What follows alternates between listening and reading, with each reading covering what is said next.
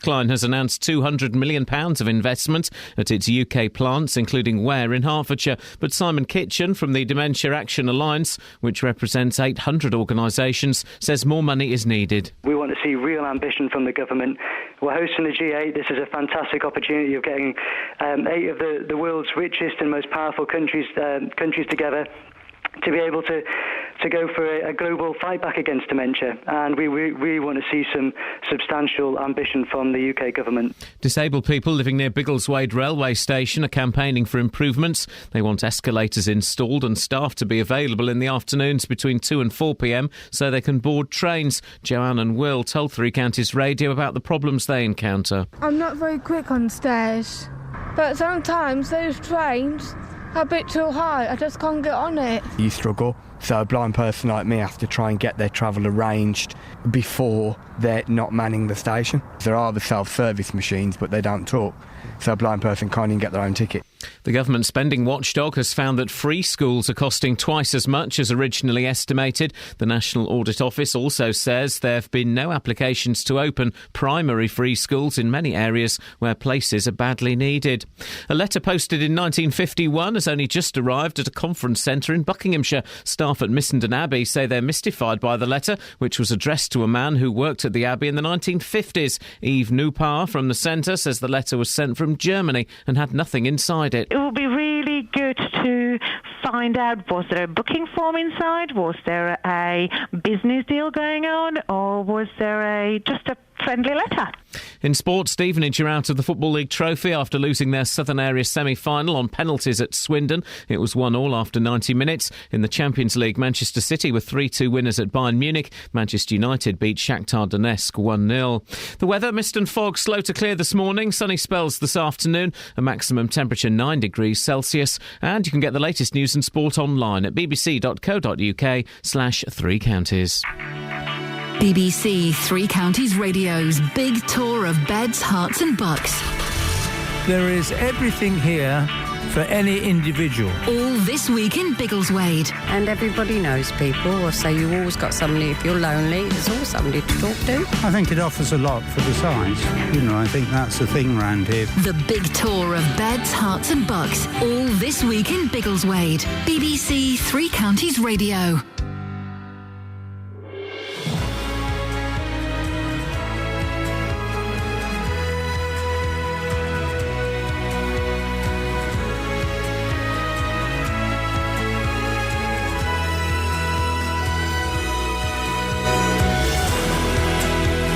This is Iain Lee, BBC Three Counties Radio.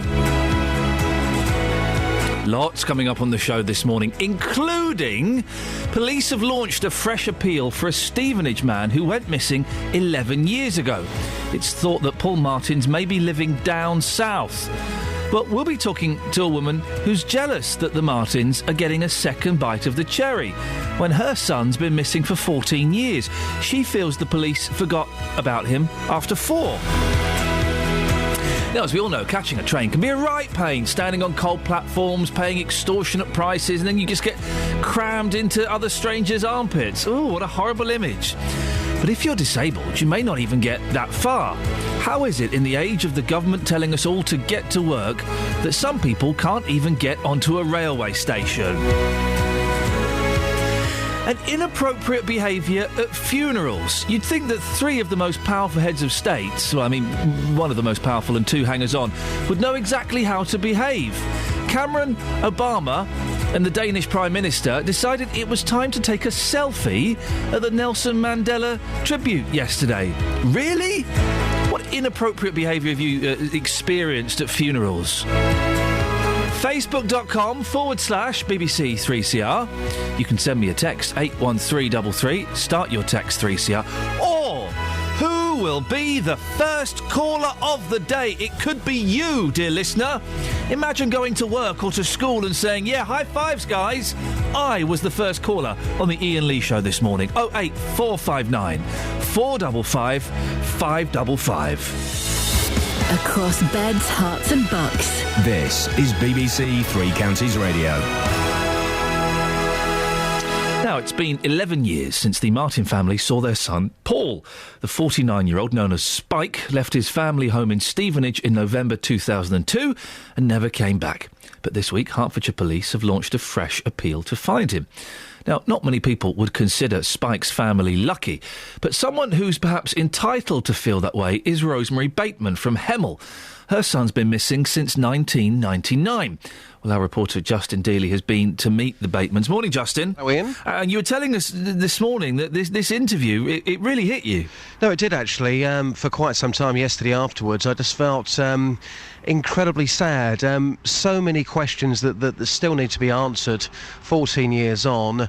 Rosemary was, first of all, surprised to hear about this fresh appeal after 11 years because the police effectively gave up hope of finding her son Andrew after just 4 years. So I went to meet the Batemans yesterday, and Rosemary was telling me her memories of the last time she saw her son Andrew. Andrew and I were in the kitchen. He had a cigarette, he had a coffee, and I was going to work. And I said, "Bye, Andrew, see you later." And I have not set eyes on Andrew, none of us have, from that day. And that's 14 years ago. And it was just like any normal morning? Any normal morning. He was going to Crystal Palace, which he was setting up something for Crystal Palace, and he just never went. We don't know where he went. Not from that day onwards, no.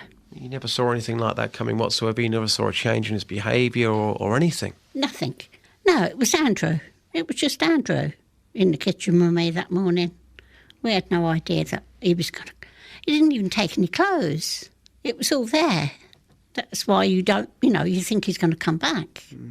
But he didn't. In those 14 years, has any information at all come forward? None whatsoever. None whatsoever. I've made inquiries to the police when people were being held in caravans and things like that, and they said, no, it wasn't Andrew. How do you live your life like this, Rosemary? Oh, that's changed a little bit. We used to go looking for Andrew everywhere. Everywhere the police said, we went. But then we got 2 grandchildren, and it doesn't half help. They know about Andrew. We just would like Andrew to make contact with us, that's all. Just one way or another. So you still believe that he is alive? Sometimes you don't, because we can't believe that he could be gone this long and not make any contact whatsoever. It's not like Andrew. It's a horrible thing to say this, but would it almost be easier for you and your family if you had that dreaded phone call so at least you knew and you could try and move on with your lives? That's what would... I know don't wish him dead, but yeah, the phone call would be nice. It really would, and we could then put it all on one side. What about the support that you received from the police? How was that for you? At first, yeah, they tried. Yes, they did try. But then when everything ran dry, there was no more sightings of what they thought was Andrew. They then said they couldn't help us anymore. And when was that? Obviously, we're talking 14 years now. Roughly, when did the police say, look, there's nothing more we can do for you? I would say probably 10 years ago. So after 4 years, they'd effectively given up? We had somebody quite high in the police service come, and he just said they've tried everything they could try and they couldn't help us anymore. Just lastly, we can hear the distress in your voice still, and understandably. You just never know, Rosemary. If there is somebody listening to this right now who knows something, what is your message to them? Because they could be listening to this broadcast right now. Somebody must know something. Please get in contact. Just get in contact with us. Knock on the door. Ring up, I don't mind. But it would be lovely to know.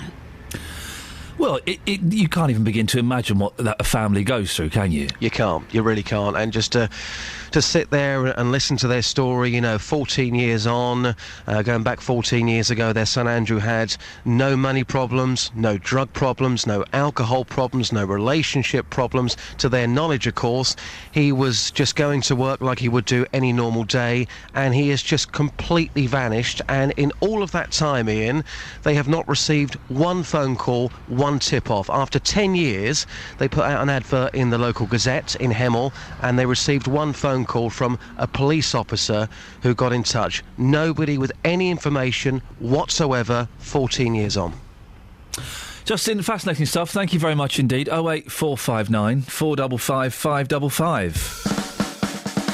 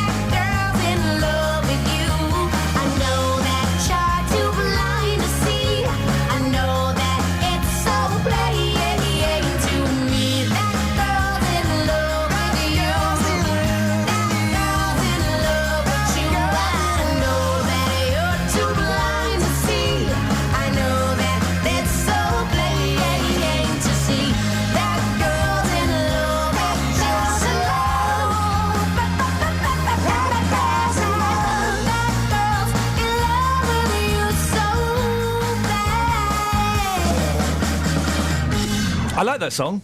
It's good. Morning, this is Iain Lee, BBC Three Counties Radio. So the front page of a lot of the newspaper... I heard this being banged on about yesterday on the internet and on the radio and stuff, and I kind of thought nothing of it. And then I come in and I see the actual photograph to which everybody is referring to, and I think, flipping heck, what a bunch of idiots! So it's the Nelson Mandela Memorial, which apparently was a bit of a washout, literally and metaphorically. Anyway... and there is David Cameron, there is Barack Obama, and there's the Danish Prime Minister, Helle Thorning-Schmidt, who, let's just say, she's Welsh-Schmidt. And they are taking a selfie together. They're taking a selfie at a memorial service. Memorial service. That seems incredibly inappropriate to me. What do you think? 08459 455 555 is the telephone number. Is it ridiculous for them to have taken it there? What inappropriate behaviour have you seen or experienced at funerals or selfies being taken at other inappropriate events? 08459 455 555. Let's get the travel now. Here's Alice. Travel news for beds, cards and bugs. BBC Three Counties Radio. Extremely foggy out there this morning. The M40 in particular looking very thick around the junction 4 for High Wycombe. Speed sensors aren't picking up any issues though. Looking good through the roadworks in Kingswood. That's on the A41 where there are temporary traffic lights between Grendon Road and Creighton Road to build a new roundabout. I'm Alice Glossop, BBC Three Counties Radio. Thank you, Alice. It's coming up to 6:16. It's Wednesday, the 11th of December. I'm Iain Lee. These are your headlines on BBC Three Counties Radio. The parents of a man who disappeared from his Stevenage home 11 years ago have asked police to help with their search. 49-year-old Paul Francis Martin went missing in 2002 and has not been seen by his family since. David Cameron will announce today that the government is to double the funding for research into dementia in the UK by 2025. Pharmaceutical company GlaxoSmithKline has announced £200 million of investment at its UK plants, including Ware in Hertfordshire. In sport, Stevenage are out of the Football League trophy after losing their Southern Area semi on penalties at Swindon. If you want to get in touch with the show, 08459 455 555. BBC Three Counties Radio.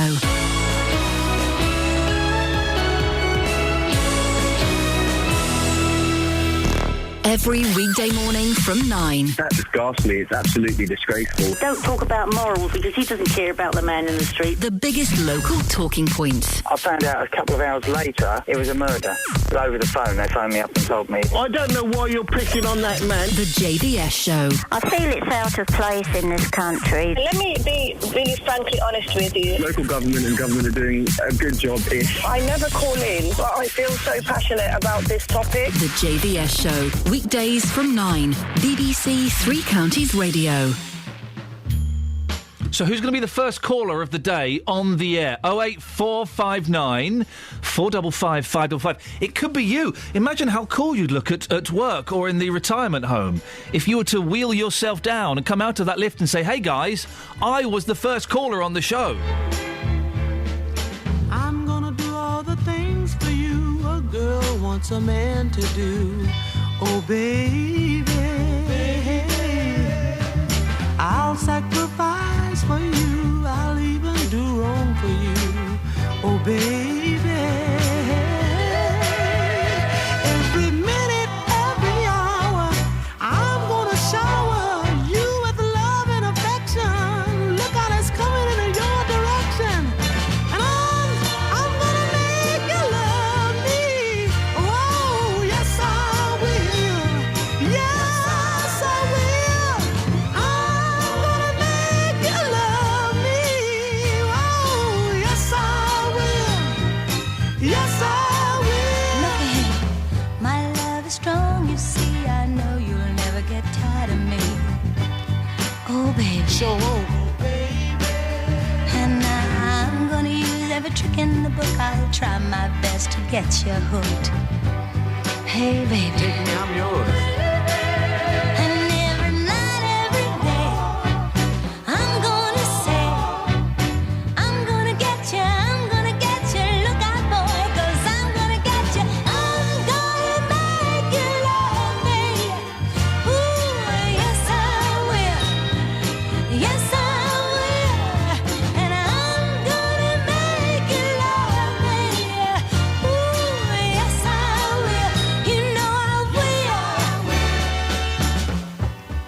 every breath I take, and each and every step I make brings me closer, baby, closer to you. And with each beat of my heart, for every day we apart, I'll hunger for every wasted hour. And every night and every day, I'm gonna get you, look out, 'cause I'm gonna get you, and I'm gonna make you love me. Oh, I'm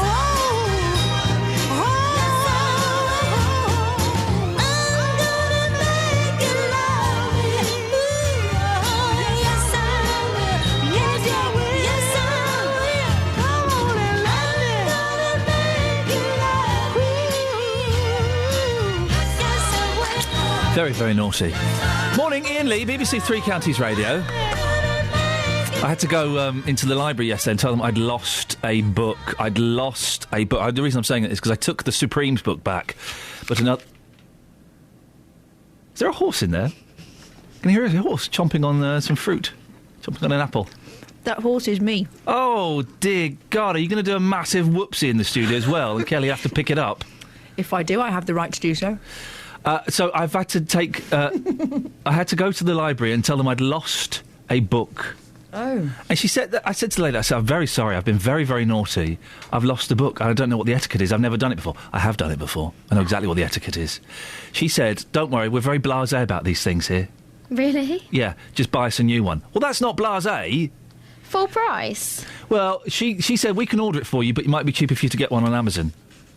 But surely you should just buy books from now on. Well, this is the thing. I remember why I hate libraries. I love libraries, but they always cost me more money. I always end up paying fines, my fault. And this is the second book I've had to buy. Do you ever wonder about the person who used the book before you and what they did and if they were clean? No, because I don't really get dirty books. Boyle.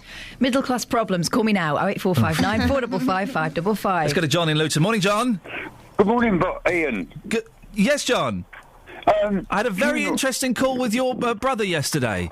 Yeah, I know, he's still sleeping. He might ring you later. Okay. Oh, okay. Do you live in the same house? Yes, yeah.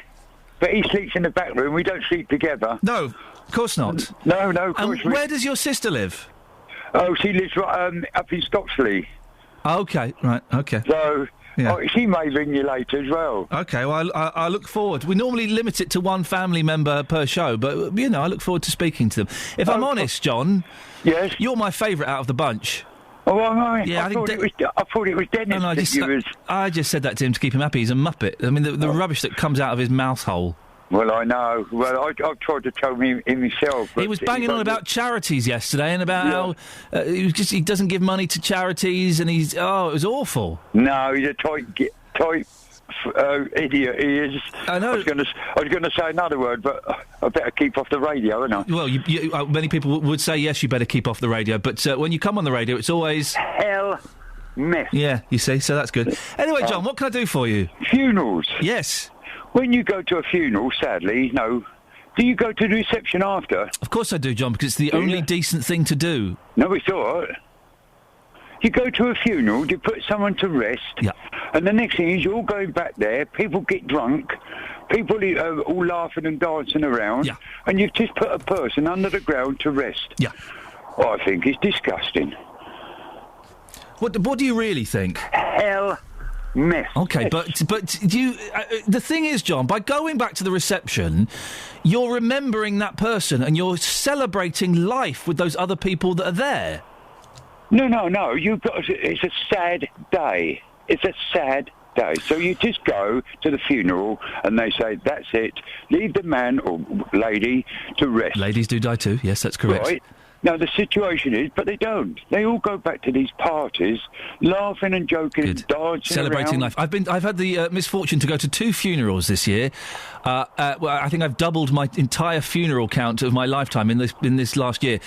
And it was nice to go back and to share memories of the person who had passed, to have a little moan at the buffet, which wasn't particularly good at the second one, and just you're enjoying and you're celebrating life. John, the thing I've realised at turning 40 and going to 2 funerals this year is you are going to die, I'm going to die, and it could be today, John. So let's embrace and let's celebrate every moment we have.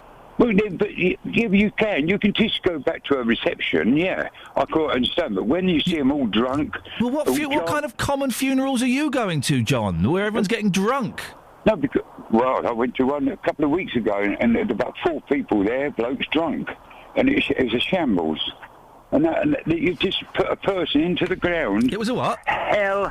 mess. OK, John. Well, listen, thank you very much indeed for that. 08459 455 555. John in Luton thinks it's disrespectful to go to the... he seemed to contradict himself towards the end. The main thrust being it's disrespectful to go to the service after, go to the wake afterwards. Au contraire. Go and celebrate. If you want to get drunk, go. I mean, I don't remember seeing anyone get drunk at the funerals I was at, but if you want to get drunk, that's how you want to deal with it. Get drunk. Go and do it. It's wonderful. We're talking about this because of Obama and Cameron taking selfies at Mandela's thing. What do you think? 08459 455 555. Now, as part of this week's big tour, we're in Biggleswade this week, covering the stories that matter to you. We had a number of people come to us with concerns about disabled access to Biggleswade train station. Put simply, there ain't none. Joanne and Will are both disabled. They showed our reporter Matt Lockwood what they have to deal with there. Nobody around. We can't see anybody in the ticket office. The doors are all padlocked, so if you are disabled, it's very difficult. I need some support on that at the moment. If I wasn't here today, there's nobody around who can help you. No, there isn't. Hopefully we need some escalators or something. OK, because we're looking at the steps now. They're quite steep, aren't they? Yes, we've got one here, so two flights of steps onto the platforms. I'm not very quick on stairs. And the other people as well. I'm trying to help. If I helped you down those stairs, I wouldn't feel safe with you, actually. I will fall and hurt my right knee. I haven't got a very good knee at the moment. But sometimes those trains are a bit too high. I just can't get on it. So once you've struggled down the steps and you have great difficulty... Yes, I do. Trying to get onto the trains is another story as well. Yes, that's right.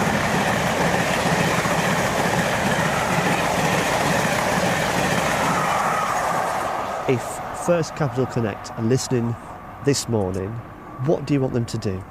I want them lower the steps of the train, really, so some people can get on. And also, if there's wheelchairs, they need some more ramps inside.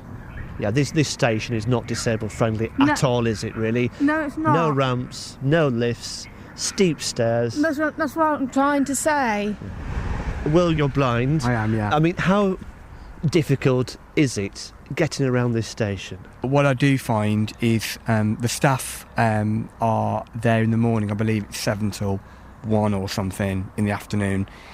And then they have a break. I believe it's from 2 till 4. So basically, when you turn up to the station, saying now to get a train, that there would be no help sort of available to actually get you on the train. Which is quite disconcerting, to be honest, because, you know, you struggle. So a blind person like me has to try and get their travel arranged before they're not manning the station. There are the self-service machines, but they don't talk. So a blind person can't even get their own ticket, you know, from the machine. I guess because they're a small station and they're not like Peterborough or King's Cross or any of the big ones on this line, then I guess that's why they're not there. But I agree it should be probably more often, really, because people like myself need to travel around and get around to appointments and meetings and other venues.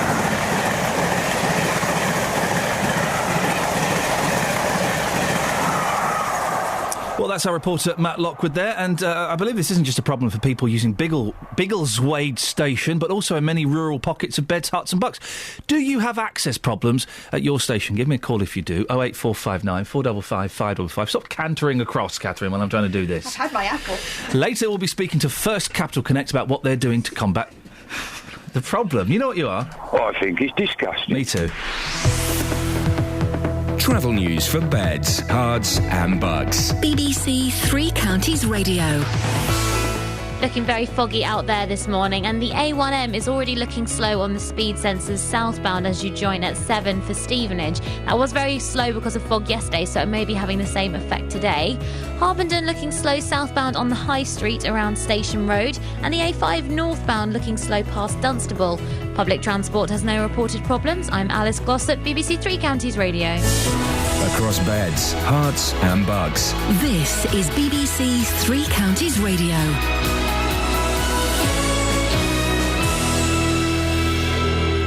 It's 6:30. I'm Simon Oxley. The parents of a man who disappeared from his Stevenage home 11 years ago have asked police to help with their search. 49-year-old Paul Francis Martin went missing in 2002 and has not been seen by his family since.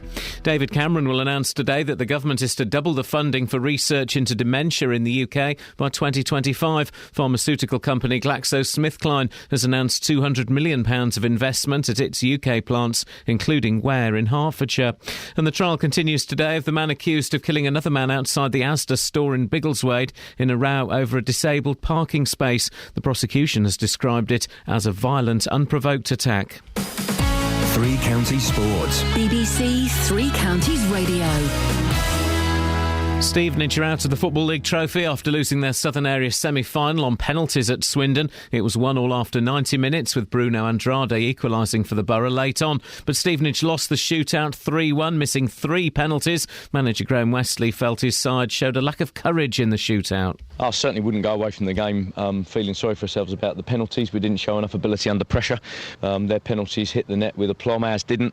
That's about courage, and that's about strong minds. So we won't hide from that. I don't think you look at penalties and say, well, bad luck. I think strong minds win penalty shootouts, and a better first-half performance would have won the game 1-0. In the Champions League, Manchester City were 3-2 winners at Bayern Munich. Manchester United beat Shakhtar Donetsk 1-0 to top their group. Both had already qualified for the knockout stages. James Milner scored the winner as City came from 2-0 down. It was massive for going forward in the competition, because we're obviously going to get a tough draw in the next round, so we know we can come here and beat the reigning champions on their own patch and score 3 goals, so that's massive confidence boost and massive momentum for the next round. Tonight, Chelsea host Steaua Bucharest, needing a win to top the group. Arsenal are away to Napoli, where a draw would see them top their group. Celtic, who are already out, are away to Barcelona. Conference leaders Cambridge are 4 points clear of second place Luton once again after a 3-0 home win over Macclesfield. Cambridge also still have one game in hand. And in the Southern League Premier Division, leaders Hemel Hempstead won 3-0 at Bedford Town. Second place Chesham beat Hungerford 1-0. BBC Three Counties News and Sport. The next full bulletin is at 7.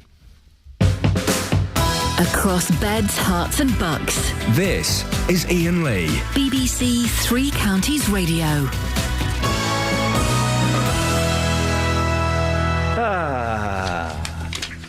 Yes. Nice. Catherine's here. Yes. What do you want?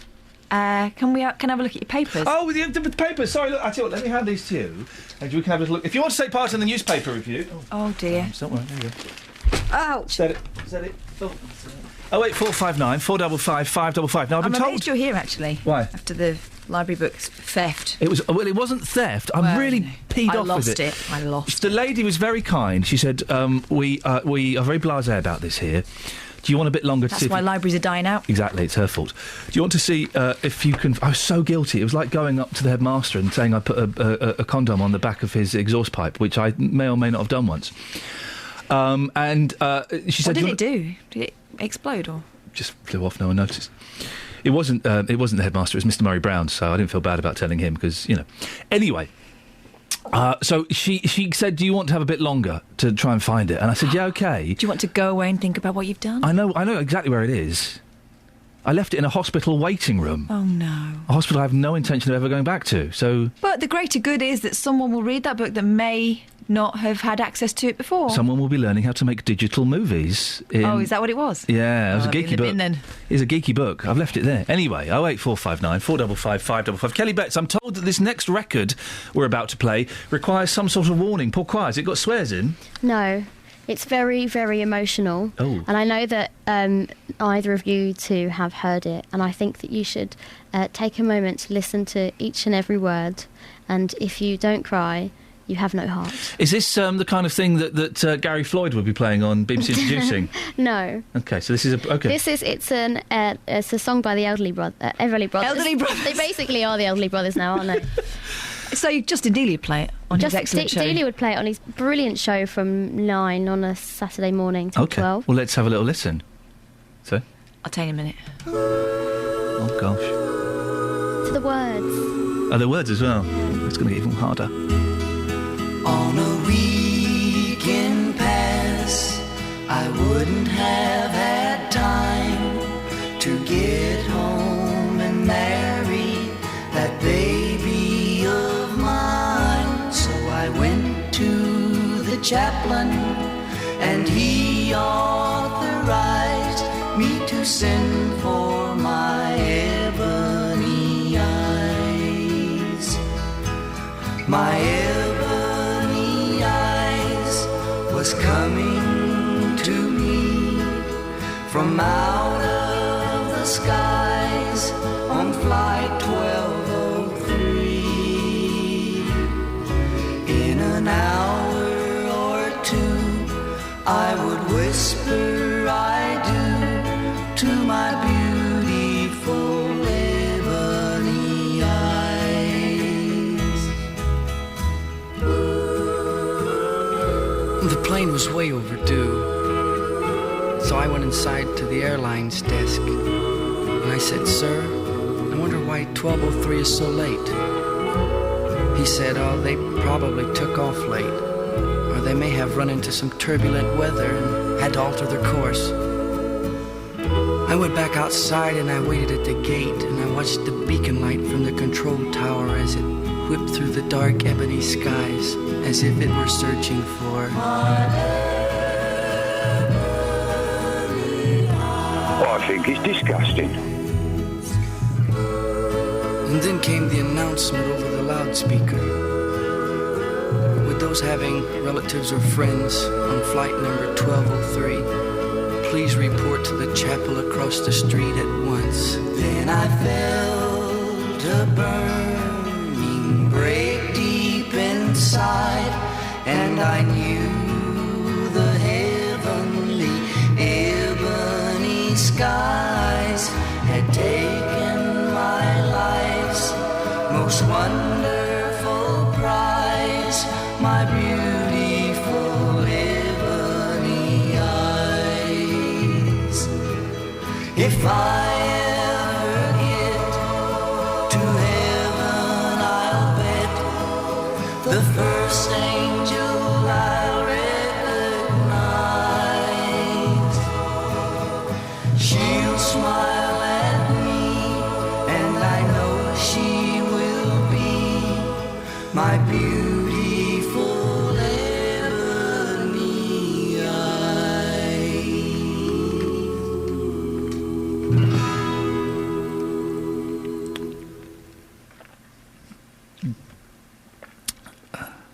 It's sad, isn't it?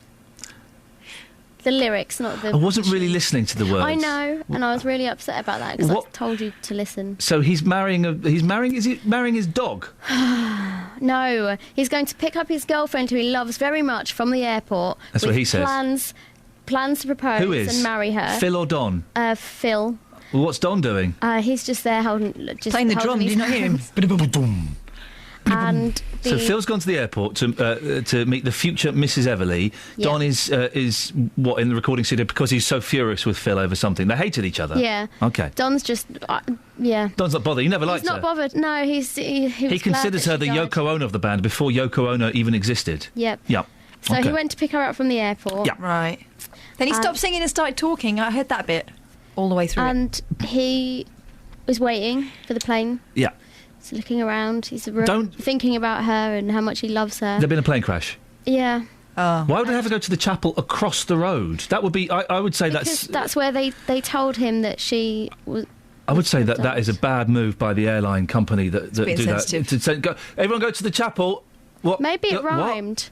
Did it rhyme with something else? Why would the airline care about rhymes? They're an airline, for goodness sakes. They should have a room at the... Because rhymes is all the Everly Brothers think about. And harmonies. And harmonies. And hating each other. And hating each other. Well, Kelly Betts, thank you very much for that. Thanks. Wowzers, good morning, guys. Yeah, depressing song of the day. We should do it every morning just to get you out of bed. or send you back into bed with a bottle of pills. What's that other song about? Is it Honey? Honey, come back, I just can't take it. What about Terry by Twinkle? Pardon? Is that real? Yes, it's really sad. He dies in a motor accident. Let's have a morning of dying music. Oh. Tell Laura I love her. Tell Laura. It's about a man dying in a car crash. Tell Laura I need her. Yeah, he could still sing. He could sing quite powerfully as well, all things considered. Can we do that tomorrow? No. What's in the papers? Migrants sent to flood in, says the Daily Express. They would. Hundreds in French camp are preparing to get into Britain. They know about their intentions. Daily Mail, Dave, a flirty Dane. Flirty? What, just because she's attractive? And a selfie that left Mrs Obama very unamused. She's just not joining in the selfie. There is another picture inside of one of the papers where she does look... She's giving... not Eric Obama, Barack Obama. Who's Eric Obama? I don't know. His less successful cousin. She's giving Barack Obama a look. Because he is flirting with the hot Dane Prime Minister. Why can't we have a hot Danish Prime Minister? Because we're not Danish? OK, why can't we have a hot Prime Minister? Male or female? I'd be up for either. Just a good-looking... Anyway, we are talking about this morning. 08459 455 555. Selfies at inappropriate places.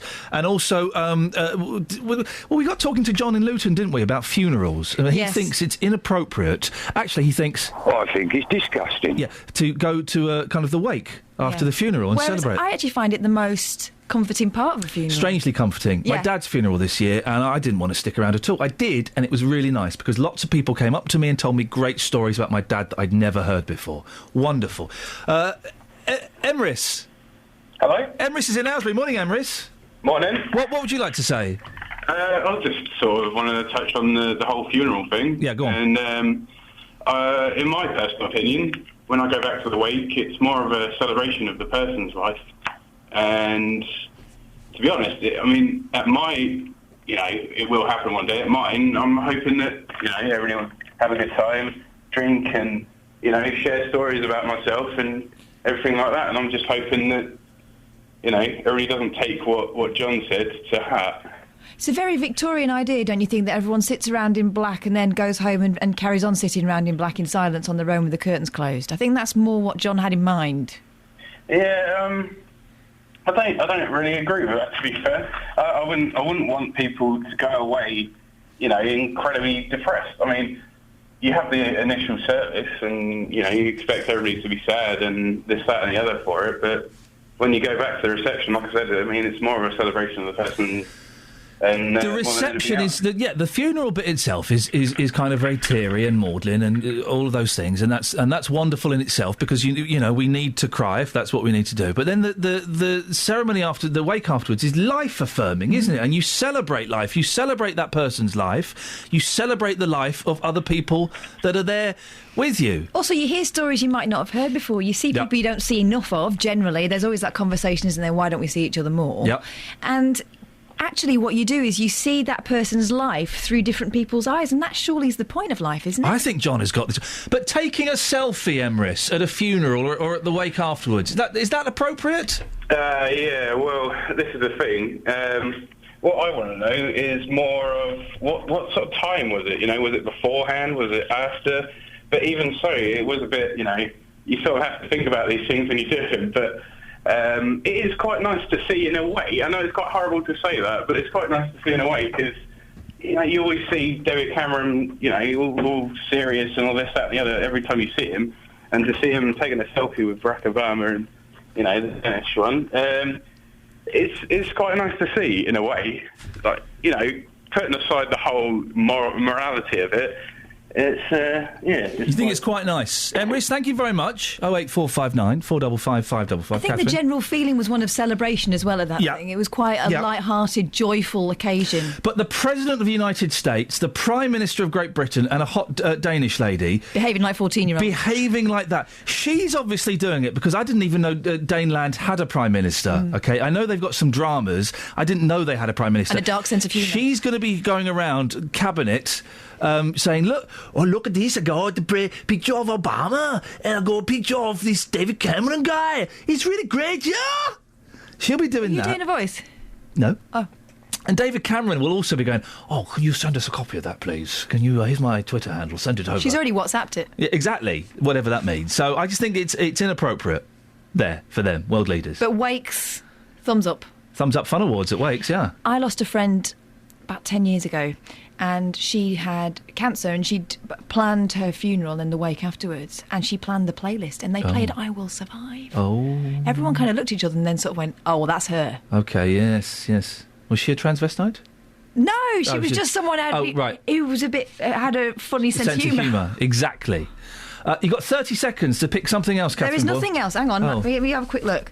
Crowds hail Mandela, but bury his successor. Zumba got a bit of a... Is it called Zumba? Zuma? No, Zumba's the dance fitness dance thing. You wouldn't boo that. That's the next best thing since Pilates. I don't know. Mine's still in its wrapper. I bought one just after I... Is it a thing? I thought it was like the Al Qaeda. It was like a concept more than an actual thing. No, you can get... I had a game for my Wii. I know you frown on Wiis because you don't think it's a proper games console, and indeed it probably isn't.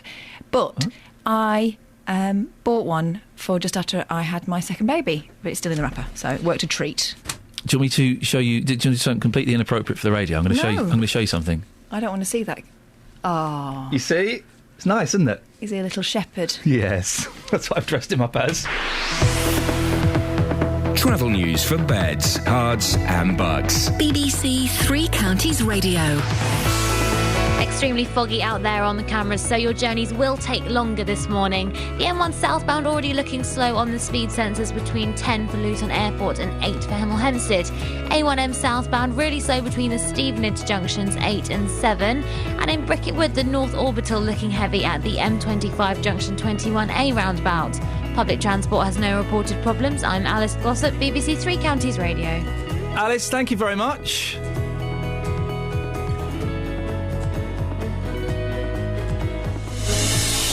Sorry, I was just showing pictures of my children to the team here. I hope you don't mind. What? You do? I'm sorry. 08459 455 555 if you want to give us a call about funerals. But right now it's 6:46. It's Wednesday, the 11th of December. I'm Iain Lee, and these are your headlines on BBC Three Counties Radio. The parents of a man who disappeared from his Stevenage home 11 years ago have asked police to help with their search. 49-year-old Paul Francis Martin went missing in 2002 and has not been seen by his family since. David Cameron will announce today that the government is to double the funding for research into dementia in the UK by 2025. Pharmaceutical company GlaxoSmithKline has announced £200 million of investment at its UK plants. In sport, Stevenage are out of the Football League trophy after losing their southern area semi on penalties at Swindon. You can give us a call about funerals. Is it appropriate to take selfies there? And also we heard from John in Luton, who thinks it's shocking, it's disgusting to go to the wake afterwards and celebrate. 08459 455 555. Right now, let's get the weather. Here's Kate Kinsella. Beds, Hearts and Bucks weather. BBC Three Counties Radio. And murky start to the day. Now, for some of us, the temperature just snuck below zero, so one or two of us scraping ice from our windscreens this morning, but it seems the majority are hovering just above zero, so frost-free. It's the fog we're concerned about. The Met Office has issued a weather warning for the dense fog. It is fairly dense, and the visibility has been reduced considerably, so really extra care needed if you are heading out and about this morning. Now, this fog is quite stubborn as well. It's going to take its time to lift even when the sun rises, but it will eventually, and after which it's an improving picture. Some blue sky and sunshine expected for the afternoon. Maximum temperature likely to get up to around 8 or 9 Celsius. Overnight dry and clear, one or two mist and fog patches again, not quite as widespread or as dense as the night we've just had, but still foggy nonetheless, and one or two areas may get a touch of frost again. Minimum temperature widespread around 1 Celsius. So a misty start tomorrow, some sunny spells, but the cloud really starts to reintroduce itself from tomorrow onwards, and we could get a spot or two of rain as we head into Friday. And that's your forecast.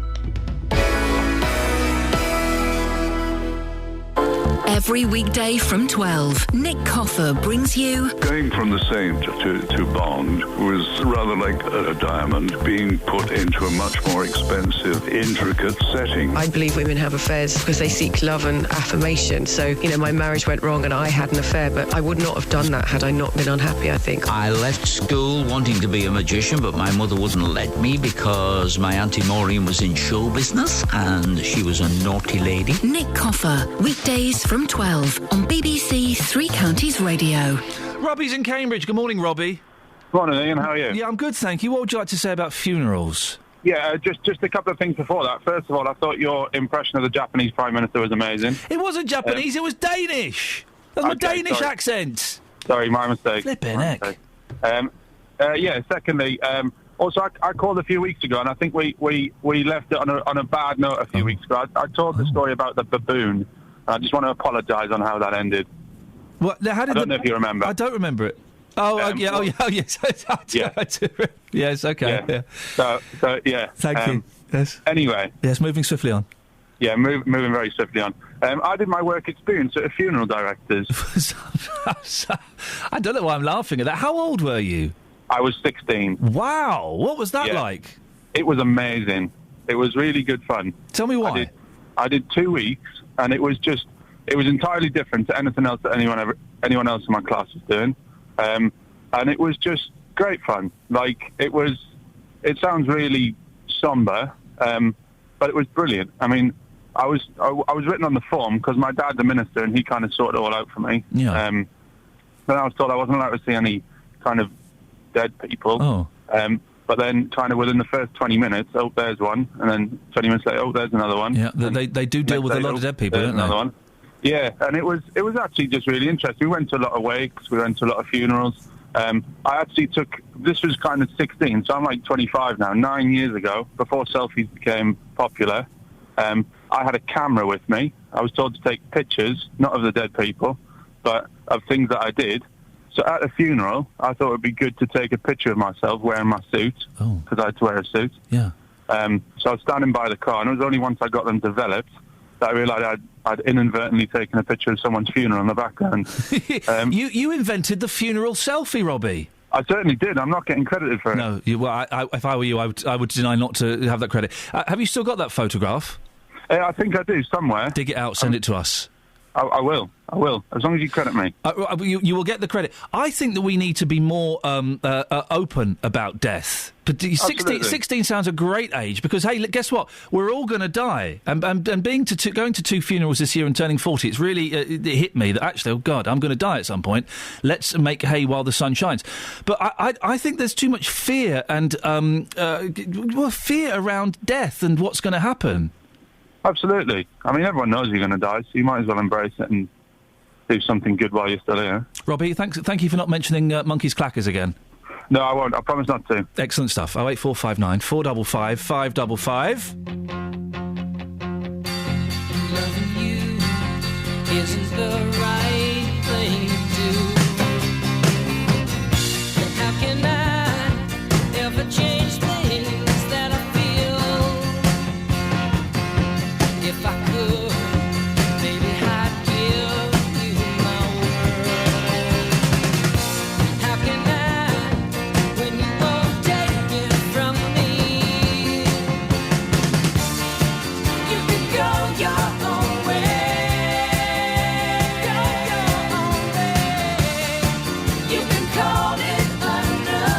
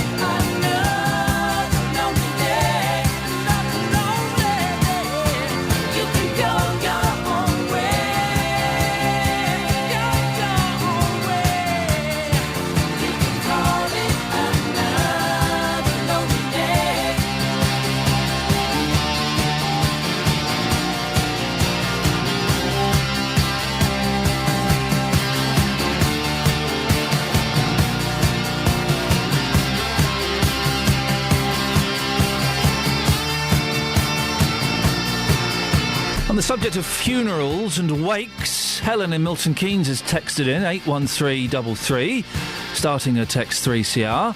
My grandfather left 2 cases of whiskey for the wake after his funeral, as he wanted his family, friends and World War II Army comrades to share a drink and talk about the times they'd shared, good or bad.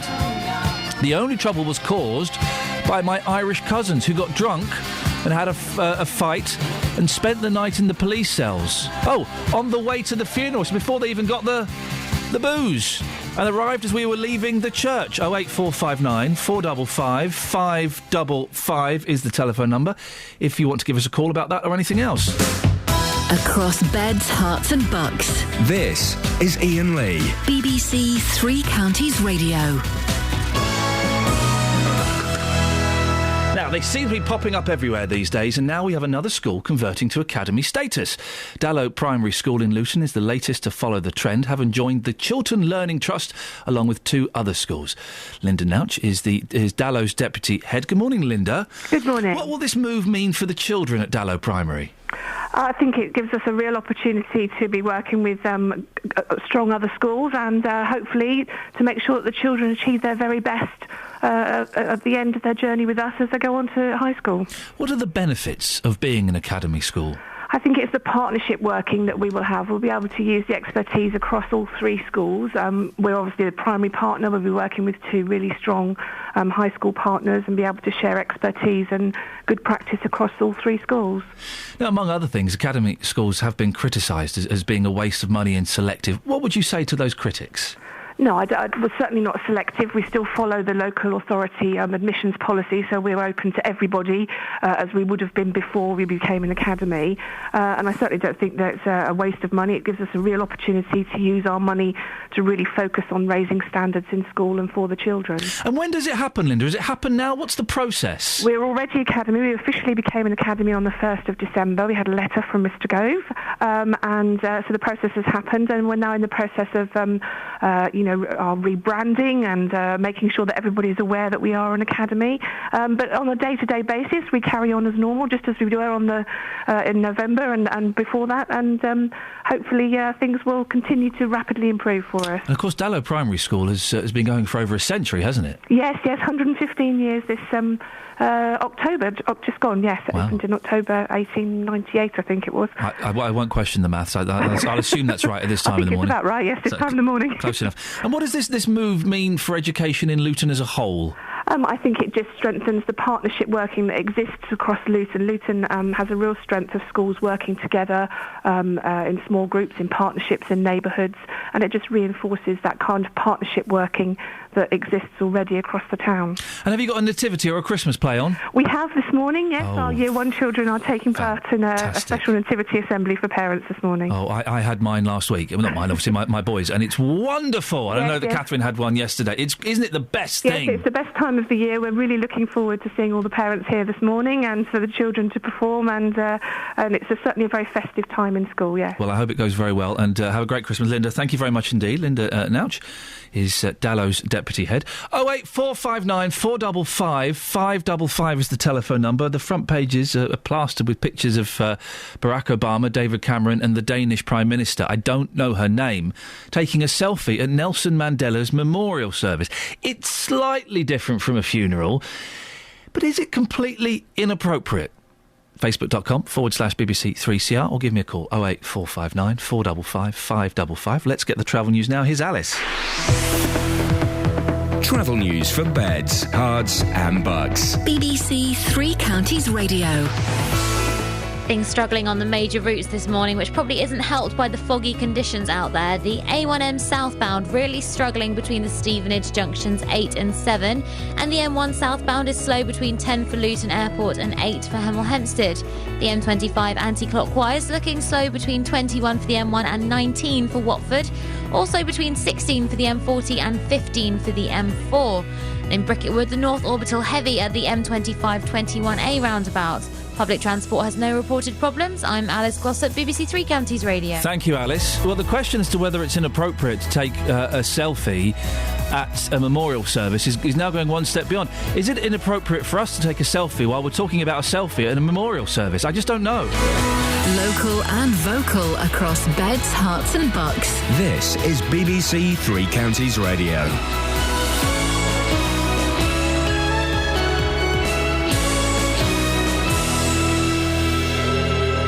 It's 7 o'clock. I'm Simon Oxley. The headlines: search for missing Stevenage man last seen 11 years ago. Investment boost for Hertfordshire company as government doubles dementia funding, and calls to improve disabled access at Bedfordshire railway station. BBC Three Counties Radio. The parents of a man who disappeared from his Stevenage home 11 years ago have asked police to help with their search. 49-year-old Paul Francis Martin, also known as Spike, went missing in 2002 and has not been seen by his family since. More from Gail Sanderson. Officers from Hertfordshire Police say Paul's parents contacted them and asked for help to know he was safe. They say he may be in Torquay in Devon, where it's thought he was working as a builder. They want to stress he isn't in any trouble with the police, but his family just want to know he's all right. He's described as white, about 6 foot tall, with several tattoos, including a rose on his knee and a Chinese dragon. David Cameron will announce today that the government is to double the funding for research into dementia in the UK by 2025. Pharmaceutical company GlaxoSmithKline has announced £200 million of investment at its UK plants, including Ware in Hertfordshire. But the Alzheimer's Society says the government's announcement doesn't go far enough. Jeremy Hughes is the Society's chief executive. I think there's more that can be done. If you're taking a world leadership position in calling all the G8 countries together for a summit, as they have done today, surely the government can go further than a doubling of what is a very small amount of money for dementia research in the UK. The trial continues today of the man accused of killing another man outside the Asda store in Biggleswade in a row over a disabled parking space. The prosecution has described it as a violent, unprovoked attack which led to the death of 64-year-old Brian Holmes. An injured woman had to be cut free by firefighters after a two-car collision in Aylesbury yesterday evening. The emergency services were called to Elmhurst Road just after 6:30. Disabled people living near Biggleswade railway station are campaigning for improvements. They want escalators installed and staff to be available in the afternoons between 2 and 4 so they can board trains. Jan and Will have told Three Counties Radio about the problems they encounter. I'm not very quick on stairs, but sometimes those trains are a bit too high. I just can't get on it. You struggle, so a blind person like me has to try and get their travel arranged before they're not manning the station. There are the self-service machines, but they don't talk, so a blind person can't even get their own ticket. The government spending watchdog has found that free schools are costing twice as much as originally estimated. The National Audit Office also says there have been no applications to open primary free schools in many areas where places are badly needed. In sport, Stevenage are out of the Football League trophy after losing their Southern Area semi-final on penalties at Swindon. It was 1-1 after 90 minutes. In the Champions League, Manchester City were 3-2 winners at Bayern Munich. Manchester United beat Shakhtar Donetsk 1-0. The weather: mist and fog slow to clear this morning with sunny spells this afternoon, a maximum temperature 9 degrees Celsius. And you can get the latest news and sport online at bbc.co.uk/3 counties. We're coming to towns and villages all across our counties. BBC Three Counties Radio's big tour of beds, hearts and bucks. Town the market, but then that's been here for years. There's always somewhere to go and plenty of places to move. All this week in Biggleswade. There's everything you want here, really. It's clean and nice and pleasant and quite cheerful. The big tour of beds, hearts and bucks. BBC Three Counties Radio.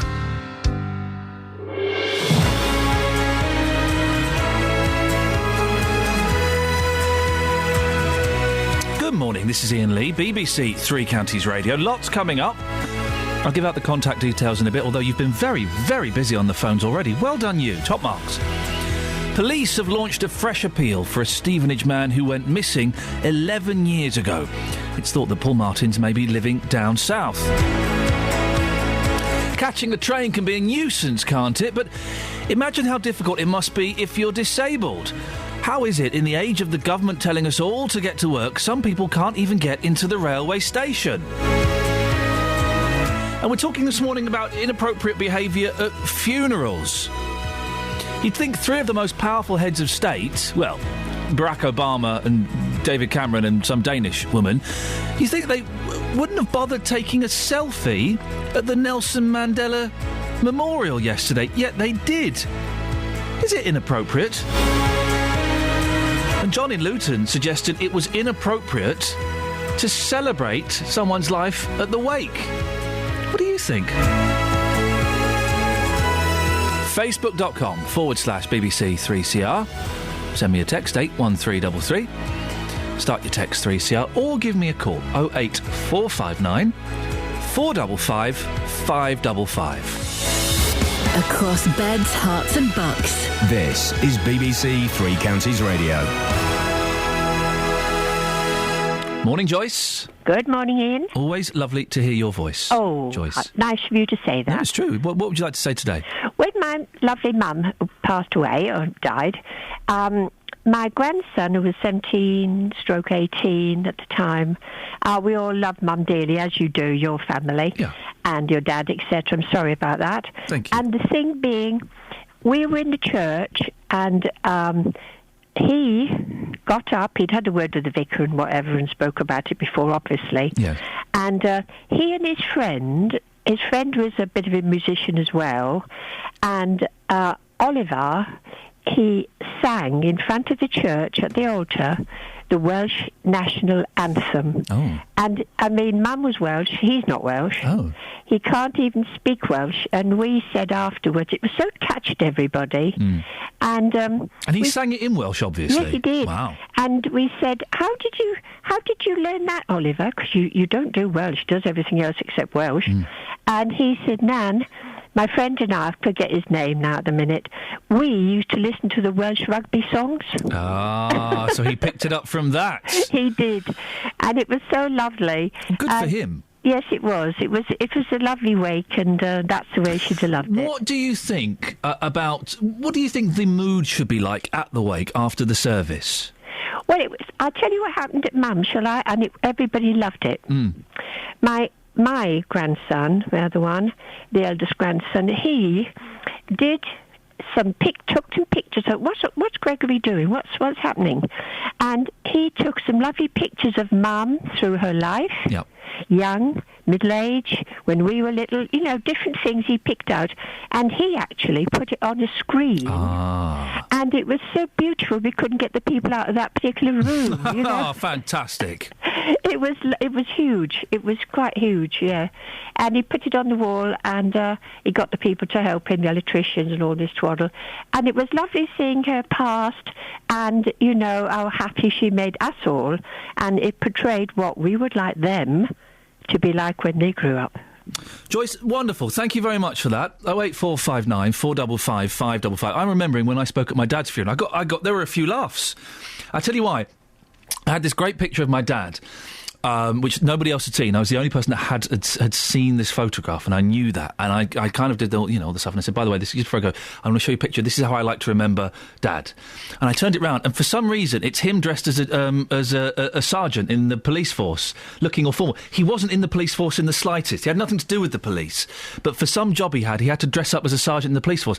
And the laugh it got, and that was the picture that was on display afterwards. And isn't it a huge relief and release when you can? Yeah, exactly. The sound of laughter in a funeral, it's a very odd thing, and there's kind of is this appropriate? But it is, of course, because you're celebrating. You're not there to celebrate the death, you're celebrating the life. My dad is the go-to man for a eulogy in our family, because it's usually on the other side of the family, so he's got that little level of distance, and he's also great at telling a story, and I kind of, is it wrong? I look forward to that part, because the rest of it could be a one-size-fits-all funeral. If they're just reading, a religious ceremony, for example, it feels like the person reading it often does not know them. You just get a little piece of them, a little snapshot of them, and they're alive for that moment. It's great. Oh, I miss my dad. 08459 455 555. Ophelia's in Luton. Good morning, Ophelia. Good morning. I might well up a little bit. I'm missing my dad now, all this talk about him, but never mind, let's soldier on. What would you like to say? I was just going to say that I heard what you said about a caller saying that it's a bit rude or it's not appropriate to celebrate. That was John in Luton, yes. Right. But in the Caribbean and African communities, a death is a celebration, because it's like, when you're born, you have to die. So at the birth, someone celebrates. At the death, someone celebrates. And you celebrate that the person came, the life that they live. And especially at funerals I attend, you bring tambourines, you dance, you sing. you know, and you remember everything that person's added to that person's life. And I think it's important when people are going to be grieving that they feel that sense that they can recover, because, you know, that they just don't think it's a total loss. It's not always the same in every case, because it's horrible if you had a child that died. Yep. And there's nothing sadder than a child-sized coffin, is there? Yeah. It is just the most heartbreaking thing in the world, I think. So everyone that comes is expected to sort of cheer the family, cheer the loved ones. Yeah. And it's a dance and celebration time from the start to the end, and it's quite good because you meet a lot of people, new friendships are born from the death. It's really great. What do you think about this selfie that's been taken? It's slightly different because it's at a memorial, but still for heads of state like Obama and Cameron to do a selfie at the Nelson Mandela Memorial, is that appropriate, do you think? You know, it's weird about... I'm not... because of the relationship, I thought maybe they shouldn't have, but that was a once-in-a-lifetime moment, and I understand why they do it. I really do. It's for their historic. That's what comes in their autobiographies. Yeah. And for their history. That's a part of their history. There were quite a few press though there. I'd imagine that there were some photographs of them taken there already. It just seems a little bit odd, and I can't quite feel. Maybe if you're listening to this, you can help me. I can't quite work out why it makes me feel uncomfortable. But it does a little bit. It does. I think because of who they are, it shouldn't have been done. If it was a personal family funeral, I think it's a bit different. But I think, the heads of state going to somebody else's, head of state, in a way, funeral, it should have been a bit more professional and representative of who they are, who they came for, their countries. Ophelia, I appreciate your call. Thank you very much. Fascinating. 08459 455 555. This selfie with Obama and Cameron, and it's the Danish Prime Minister, Helle Thorning-Schmidt. It's obviously her phone. She's instigated it. You can tell why she wants it. But it makes me feel a little bit uncomfortable, and I can't work out why. We're talking about celebrating someone's life, but this seems a little bit more... I think I've got it. This seems a little bit more self-indulgent. This isn't about celebrating the life. This is about them taking a picture of themselves, isn't it? It's a bit more woohoo, check us out. Yeah, that's what it is. And they're all, knocking 50, aren't they? Yeah. Not really appropriate behaviour. Not statesman-like. I think that's it. They are statesmen and women. And to be doing... They're making the event, they're making that moment of the event, at least, about themselves instead of about celebrating the life of Nelson Mandela, which is what yesterday was supposedly for. I think that's why it makes me feel uncomfortable. Am I right to feel uncomfortable about it? 08459 455 555. It's interesting.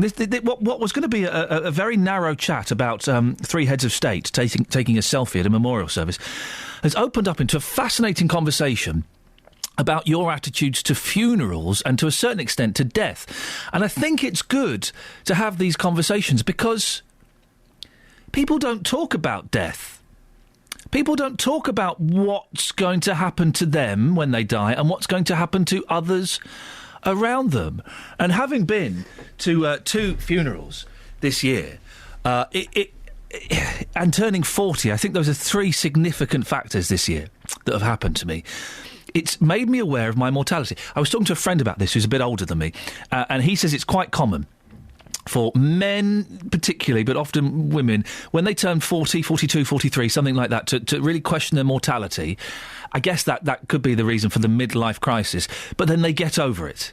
They kind of embrace the fact that life isn't finite, and that it's going to end at some point.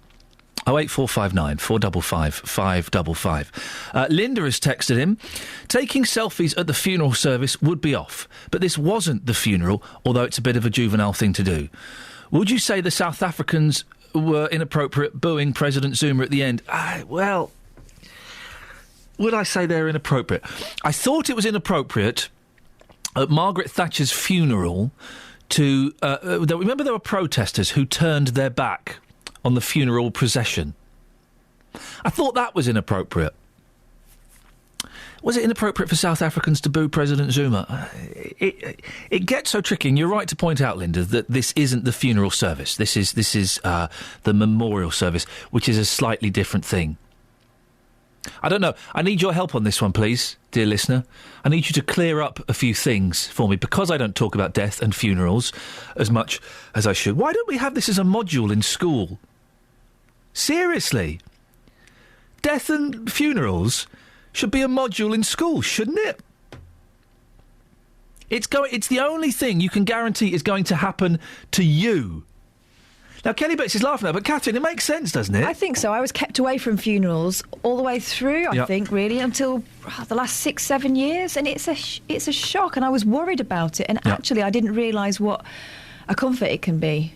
Kelly, you laugh when I suggested it's being module. Why? Tell me why. Because it will put unnecessary fear in children that they might not Do you think? need. I think they're frightened if you don't talk about it.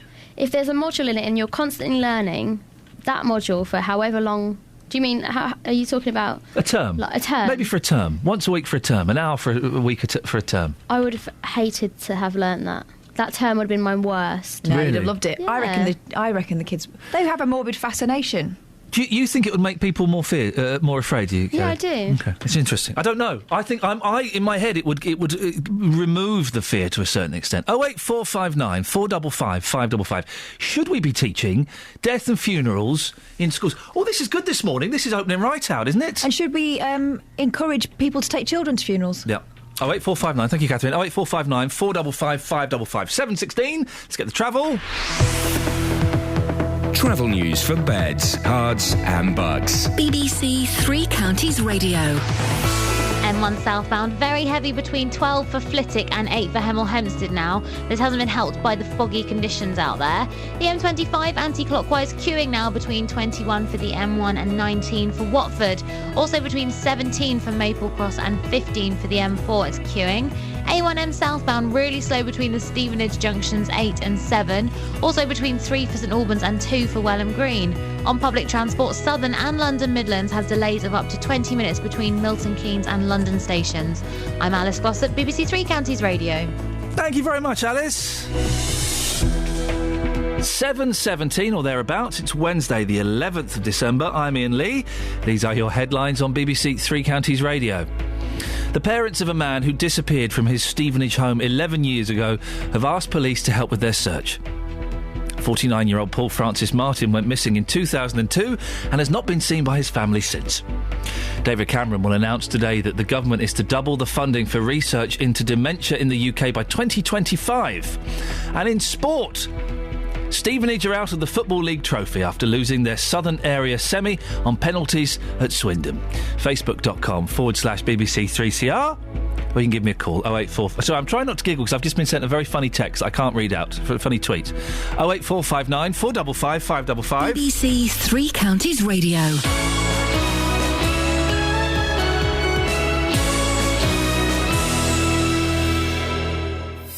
BBC Three Counties Radio's Big Tour. Coming to towns and villages across Beds, Herts and Bucks as we bring you the three counties like never before. It's a huge trip celebrating all that's amazing about where we live. For a little town, there's more or less everything you can get. All this week in Biggleswade. It's a small market town. It's clean and nice and pleasant and quite cheerful. If you've got a story everyone should know about, let us tell everybody about it. Send us an email to 3cr@bbc.co.uk. Plenty of place, plenty of things to do. From flower decorating to History Society. The big tour of Beds, Herts and Bucks. There is everything here in Biggleswade. All this week in Biggleswade. BBC Three Counties Radio. It's interesting how a show develops. I've just been told something in my ear that I can't tell you, and I can't even allude to what it might be, OK?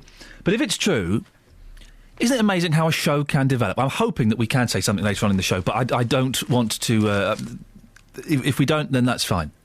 But something quite exciting has possibly just happened. It's a funny old world, isn't it? 08459 455 555. Keep listening. If we can tell you, we will. If we can't, just trust me that maybe something good has happened somewhere in the world. Steve's in St Albans. Morning, Steve. Morning, mate, all right? Yeah, I'm good, thank you. Steve, what would you like to say?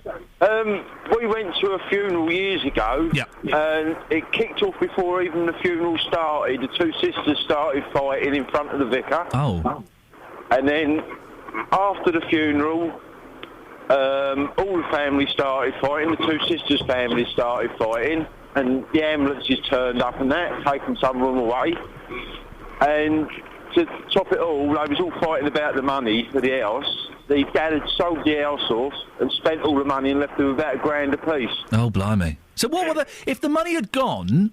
They didn't know nothing about it. Oh, right. Oh, so they didn't know the money had gone? No, they didn't know nothing about it. All the house was sold off and that, and he was just living in there on the conditions, you know, the people had the house when he died. Part of me thinks good for him. It was a good laugh. I got in the motor and I couldn't stop laughing. You know, and the language, well, it's worse than Irish navvies. Oh, really? Yeah, and they were fighting at the service? Yeah, before the funeral started. That's incredible. And then when the funeral, you know, the coffin had been taken out, they started outside the church again then. Wow. It should have been filmed. I could have had 350 quid for that. Steve, thank you very much indeed. 08459 455 555. Inappropriate behaviour at funerals. Now, as part of the big tour, we're in Biggleswade this week, covering the stories that matter to you. And we've been told by various people that if you're disabled, you might as well forget trying to use the town's railway station. Our reporter, Matt Lockwood, went to meet Joanne Johnston there. Nobody around. We can't see anybody in the ticket office. The doors are all padlocked, so if you are disabled, it's very difficult. I need some support on that at the moment. If I wasn't here today, there's nobody around who can help you. No, there isn't. Hopefully we need some escalators or something. OK, because we're looking at the steps now. They're quite steep, aren't they? Yes, we've got one here, so two flights of steps onto the platforms. I'm not very quick on stairs. And the other people as well. I'm trying to help. If I helped you down those stairs, I wouldn't feel safe with you, actually. I will fall and hurt my right knee. I haven't got a very good knee at the moment. But sometimes those trains are a bit too high. I just can't get on it. So once you've struggled down the steps and you have great difficulty... Yes, I do. ...trying to get onto the trains is another story as well. Well, that was Matt Lockwood there with Joanne Johnston. We can speak now to Ed Costello. He's a wheelchair user from Luton. Good morning, Ed. Good morning. Now, this isn't just about Biggleswade, is it? No, it certainly isn't. There's quite a few stations that are not accessible. For instance, Lee Grove Station, that certainly can't be used by wheelchair users. So how do you get around then? I have to go to a station called Parkway, which is about, I suppose, 5-6 miles away. So I need to get a taxi to get there. And how does that make you feel, Ed? Do you feel excluded? Do you feel less than? What does it do for you? Yes, it does. It makes you feel slightly a bit second class, I suppose. It makes you feel, well, you just think to yourself, should I really bother going to London? You know, if I wanted to do Christmas shopping or go to the London Eye, I've got to think about how do I get there, you know. The thing as well about London is there are only about half a dozen tube stations that have got wheelchair access. That's it. I mean, at least the buses and that are quite good in London. But it's the fact that, you know, if I wanted to if I needed to go to London now, I've got to work a route. You know, I can't go to Lee Grove Station, which is just down the road from me. I've got to go all the way to Parkway. I've also got to make sure that, you know, that the accessibility is there, so somebody can help me get on the train, help me get off the train, which is quite, you know, demeaning, really. And so how do you do that? Do you have to ring in advance to get help, or do you have to just hope that someone on the train will help you? I mean, the last time I used the train was sort of last year in the Olympics, which was quite good, compared to what it used to be. I used to work in Bedford. So for me to go to work, I used to get up about an hour before. I used to have to arrange it about a week before. So I had to phone up the railway station a week before and say, you know, I'm coming at this time of the day. I'm taking this train. I then had to get a taxi to the station. So if there was traffic and I was late for that, say for 7:30 train, I had to then, hopefully, there would be somebody at the station that would still be there to help. What would you like to see done, Ed? Because I would imagine that that at some of these smaller stations, it would be impossible to adapt them. I don't know. I mean, sure, there must be something these days. I mean, it's like with the buses. You've got these raised curbs, so when the bus stops, you can, if you like, drive onto it from your wheelchair without having to, have assistance and so on. I mean, I don't know whether or not something like that could be done at the station. Maybe look at more lifts, or I know at one of the Luton, I think it's the Luton station. You had somebody there all the time, and what they did was they had a walkthrough. Obviously, they made sure that the trains were not coming, but you could go across the tracks to the train line that you needed. Ed, I appreciate you speaking to you this morning. Thank you very much indeed. There's Ed Costello. He's a wheelchair user from Luton. Well, we'll be speaking to First Capital Connect later on in the show.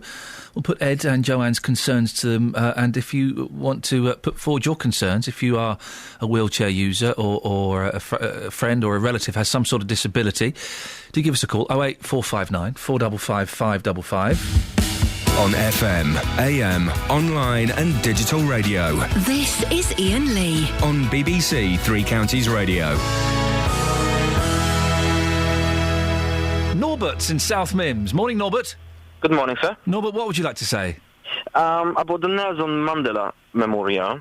Yes. Yesterday, something happened which is the most peculiar I ever heard or seen in my life. Go on. As the celebration was on its way, the spokesman thanked two persons for participating in the memorial, and actually none of them were present. Well, sorry, what the person up on stage? Yep. Thanked two people, but they weren't actually there. Correct. Who did he thank? This is two main politicians of a particular country, whom the Secret Service of this country considers Nelson Mandela as a terrorist. Oh.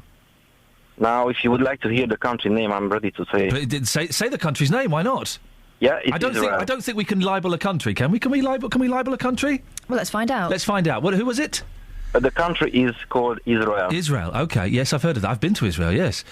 Okay. So he thanked Israel. No, he thanked the Prime Minister and the President of Israel for being there. And they were not there for security reasons because it cost too much for them to be present. Okay, wow.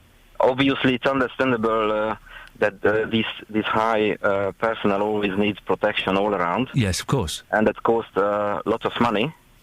What did you think about the whole memorial service, Norbert? I've seen pictures of it. It didn't. That there were huge sections of the stadium that were empty. The bits I heard on the radio, it sounded a bit shambolic. But do you think it's? Do you think it's what he would have wanted? Certainly not. What would he have wanted? Well, that would be him to ask, but it's too late for that, I guess. Yes, he died, didn't he? Yeah. I just think. Politicians, as usual, they take every opportunity to do some little self-celebration or self-promotion, and using a memorial for anyone, not only Nelson Mandela, anyone, is just disgusting, purely disgusting. Norbert, thank you very much indeed. Just been told that Israel have just called up and they're not happy, and they're going to be contacting Laura, the boss, soon. So, ouch. Oh dear. 08459 455 555. Let's do a couple of texts as well. My sister came to our father's funeral with her husband and her boyfriend. Wowzers, sexy funeral. That was quite inappropriate. For obvious reasons, I prefer to be anonymous. Well, I bet you do. What? Andrew, out of Aylesbury. In New Orleans, you play a dirge on the way to the cemetery to mourn, but you play jazz on the way back. Yes, we've all seen Live and Let Die, the James Bond film. That happens in there. And Paulo in Southampton. Southampton? Don't they have... What would be the BBC local radio station there? Solent? Is that a thing? Well, well done. You've made the right choice, Paula. I agree. It wasn't appropriate behaviour for taking a selfie of the three heads of states. They should have known better and had a bit of respect, whether it's the actual funeral or a memorial service. It's very childish and just not right. 08459 455 555. BBC Three Counties Radio. Nearly 7:30. Let's get the travel news now with Alice. Travel news for beds, cards and bugs. BBC Three Counties Radio. Foggy conditions this morning, adding to the usual delays. The M1 southbound heavy between 12 for Flitwick and 8 for Hemel Hempstead. And the M25 anti-clockwise is queuing between 21 for the M1 and 19 for Watford. Also struggling between 17 for Maple Cross and 15 for the M4. On the A5 southbound, things are slow between the Kensworth turn and the M1 junction 9 for Redbourne. And the A1M is slow southbound between the Stevenage junctions 8 and 7. Public transport Southern and London Midland have delays of up to 20 minutes possible between Milton Keynes and London stations. I'm Alice Glossop, BBC Three Counties Radio. Across beds, hearts and bugs. This is BBC Three Counties Radio.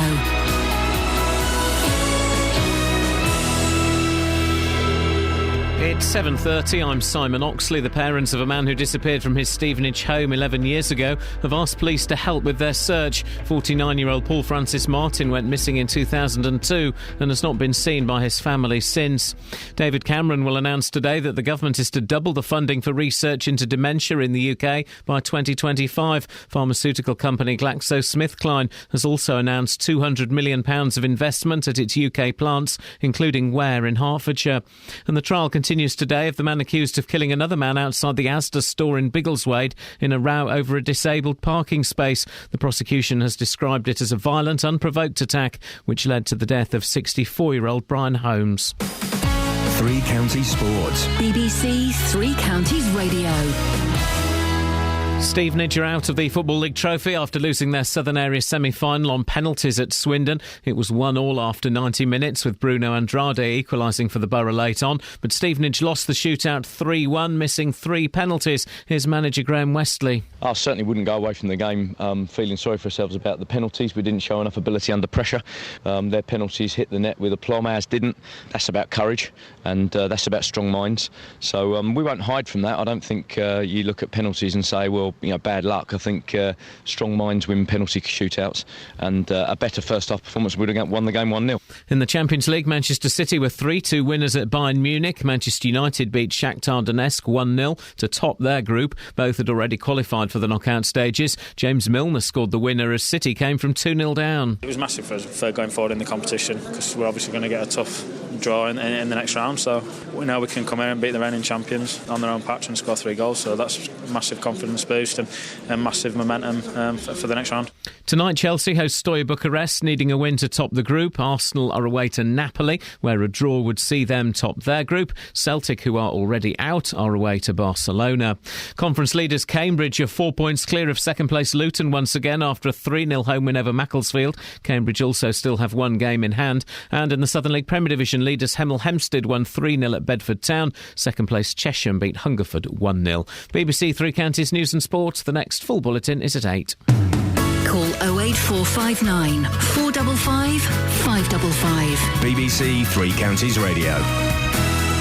Let's be having you. Morning. 08459 455 555 is the telephone number. Lots of phone calls this morning. Thank you very much indeed. On the subject of disabled access to train stations. Jen of Houghton Regis. Being temporarily disabled after a hip operation, I've had a few assisted journeys by train, and it makes no sense that though Luton Station has a lift up to the ticket office, it stairs all the way to the platforms. Do we slide down the banisters on crutches? We mentioned last week, didn't we? We're asking whether disabled people perhaps have to accept that there are some places they cannot go to. But you would imagine that train stations would not be on that list if that list were indeed to exist. That train stations, trains that give wonderful mobility to so many people, should also be able to do that to people in wheelchairs. And also on a lot of those trains, if you're in a wheelchair, you've got to sit by the loos, haven't you? You've got to sit in that stinky little corridor by the loos with people brushing past trying to go to the loo. Or snuggle up next to some muppet that's got a bike. A bike on a train? Either ride there or don't. I haven't thought that through properly, but, you know, the point is valid, almost.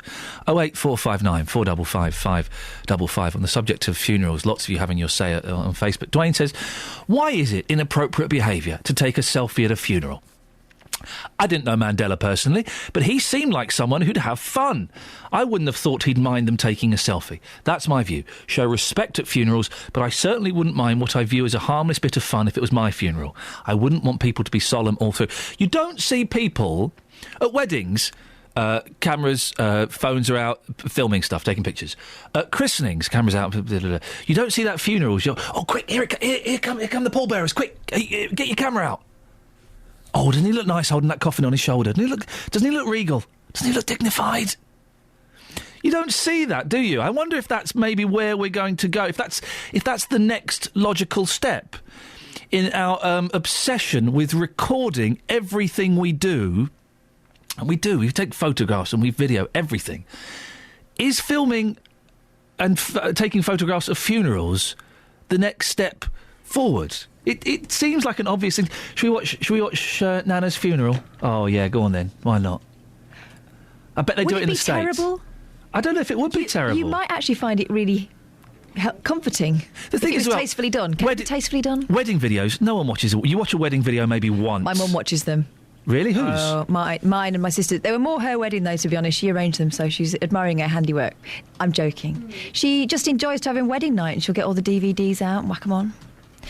Mine's so old, it's on a video. Would she have a funeral night? I don't think so. Got a tweet here. Can you ask Boyle why she was kept away from funerals until 6 years ago? I thought she was about 40.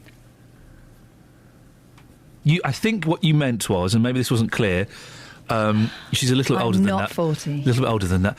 You were kept away from funerals until the age of 6? No. No, it's not that at all. To be honest, close relatives of mine have died in the last 6 years. Right. Up to that point, I never went to a funeral, really. Oh, you did? OK. I went to a couple of friends' funerals once I was in my 20s. Yeah. But during my teenage years, my mum always thought there were no place for children. Wow.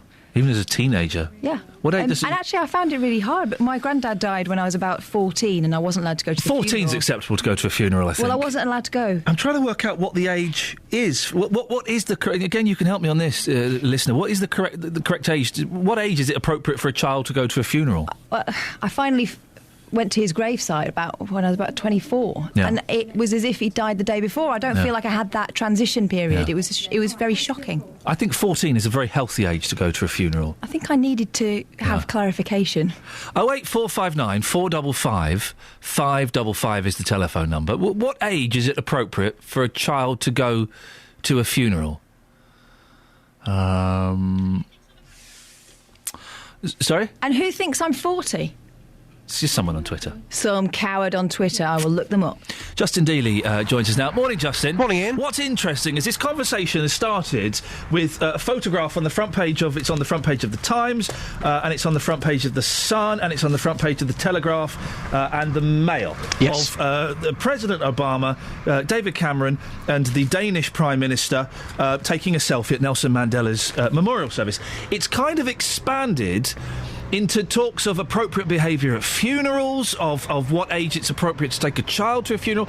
It's one of those things, Justin, I don't think that we as a nation talk about death and funerals and the impact it will have enough. It's all going to happen, of course, to every single person one day. I've seen some very inappropriate behaviour at funerals in the past. Yes, I mean, I went to one funeral once and...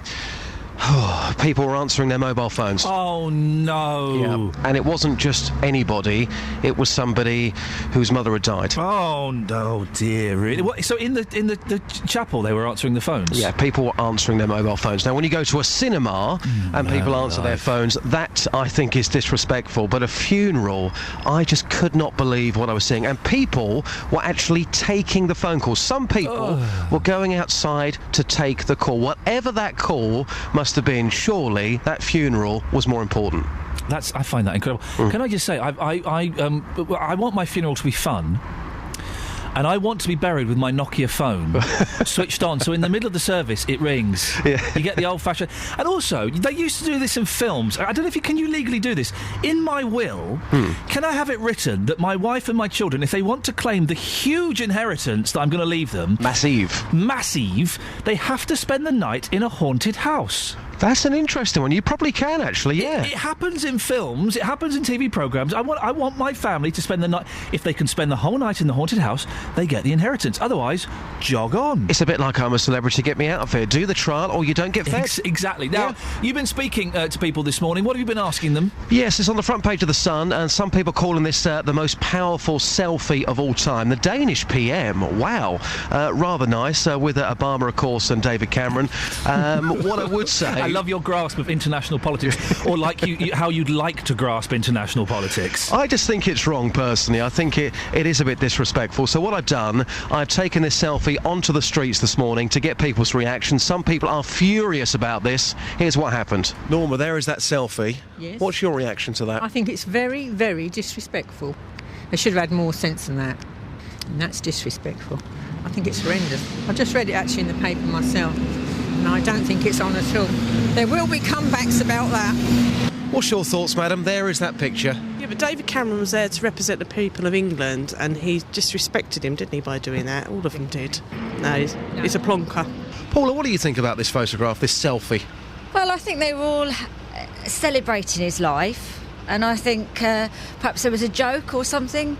Or perhaps they were just saying, how great the atmosphere was. I don't think there was particularly a problem. If it had been like at the War Memorial or something like that, but it was a really serious thing, or at his burial, where it's really serious, I think yes, but there was lots of people dancing and singing, so... It was a celebration. Yes, exactly. I think it's very disrespectful.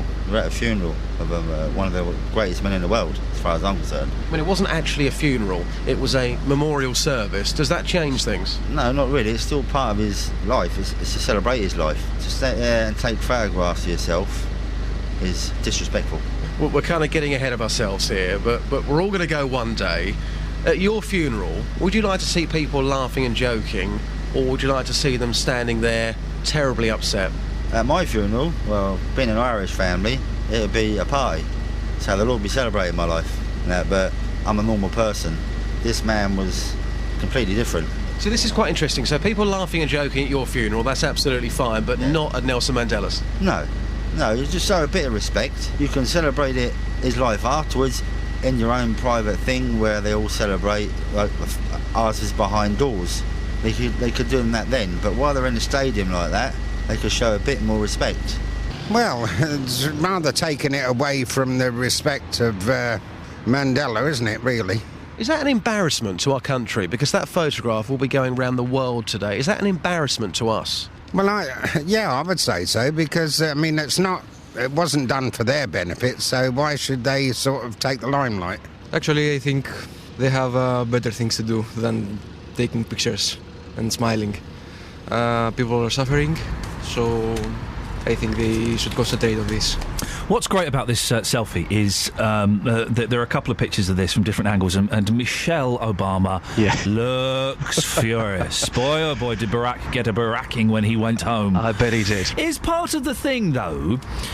let's look at this from the other side. Does this not show that important world leaders, they're human? They're human beings. This shows their humanity. They are human beings, but looking at that selfie today, whichever angle you look at it, it's just not the right thing to do. They, in my opinion, just my opinion, should know better. They know the world is going to be watching that event. To get a mobile phone out, laugh and joke is one thing, but to then take a selfie, I just think it's taking it a bit too far. The thing is, it would appear from the photograph that Helle Thorning-Schmidt, she the Danish Prime Minister, it would appear it's her suggestion. She's in the middle, it looks like it's her camera, she's operating it. So she must have just said... come on, boys. Yeah, fellas, do you fancy a quick selfie? I mean, it's great for her, but surely somebody like David Cameron should know that there's going to be a camera on him at all times, and something like this could happen. This morning, he'll be waking up, and I'm sure that he's going to be embarrassed by this. All he had to say was, look, I tell you what, if you want the selfie, can we do it a bit later on, not in the stadium? That's all he had to do. Justin, fascinating stuff. Speak to you later on. Take care. Cheers, my dears. There we go. 08459 455 555 is the telephone number. Are we being too harsh on them? Wasn't the funeral, it was a memorial service. Do they deserve a break? That we are seeing their human side. They're human. And they're expressing their humanity by doing something that we've all done. Maybe that's the thing. Maybe it's just odd to see world leaders doing something like that.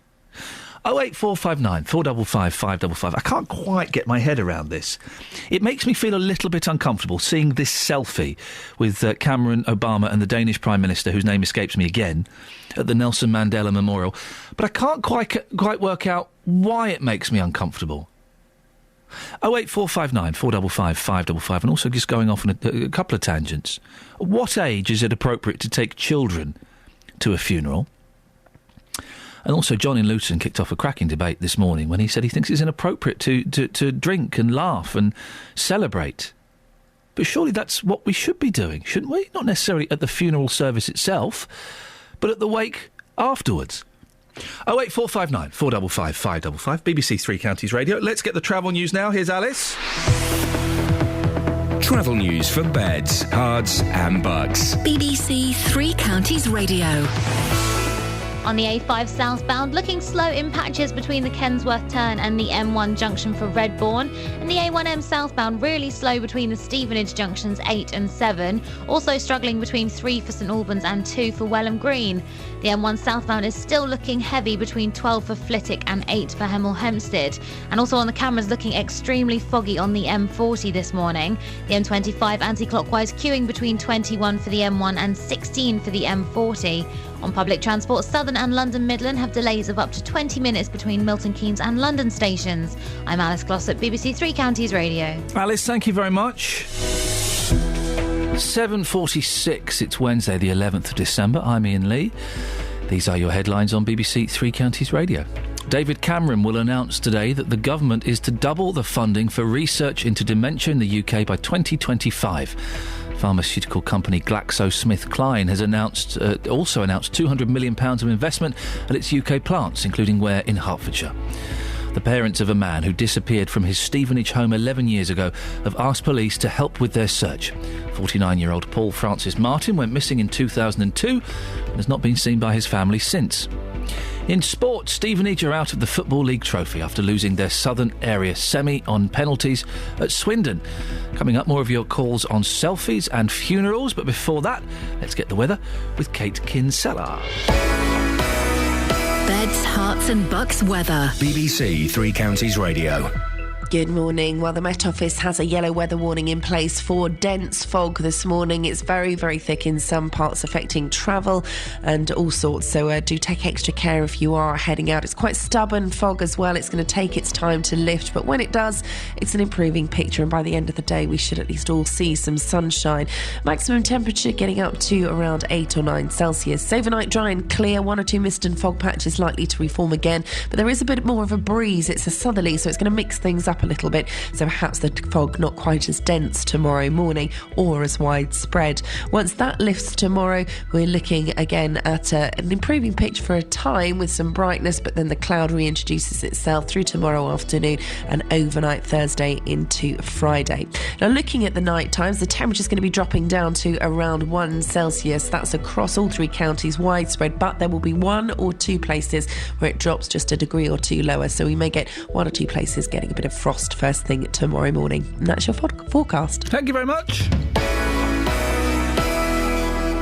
Every consumer problem has an unhappy customer. They've actually deleted the main account instead of attaching my one to it. We ordered it, and when we got home we checked the measurements and it just will not fit. A company. We've asked the council, now they come up with a new excuse. It's not them, it's down to the highways. And he said, well, I'm sorry, that's your policy. Oh, well, maybe next time you'll learn not to open the box. And me getting to the bottom of it all. And they confirmed that they would return my excess and that my no claims bonus would not be affected. The JVS show fights for your rights and tackles your consumer problems. Weekdays from 9, BBC Three Counties Radio. Right, we're talking funerals. I'd love to know, what age is it appropriate to take a child to a funeral? 14 sounds appropriate, 4 sounds too young. So, what split the difference? What, about 9? I don't know. If you've been in that unfortunate situation, could you give me a call and let me know? And maybe you were a child who didn't get to go to a funeral, and looking back, you kind of resent that decision was made for you. 08459 455 555. Paul's from Borehamwood. Morning, Paul. Good morning, Iain. Paul, what can I do for you today?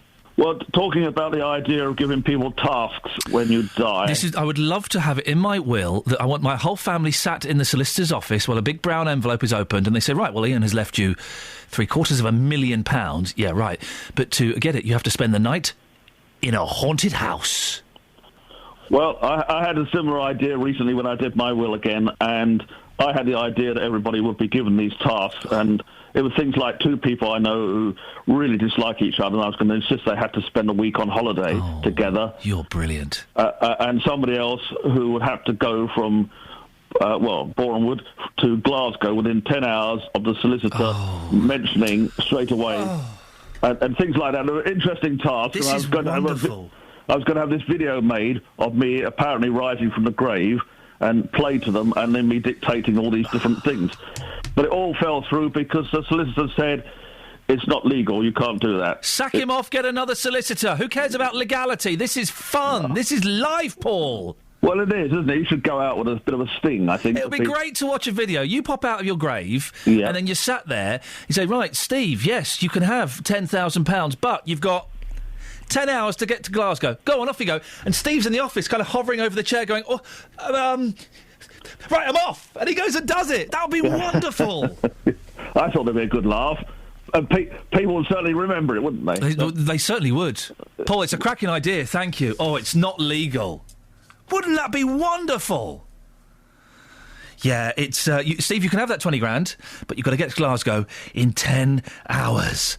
And you'd be looking at what's going, really? It's a lot of money. Yeah, OK, I'm off!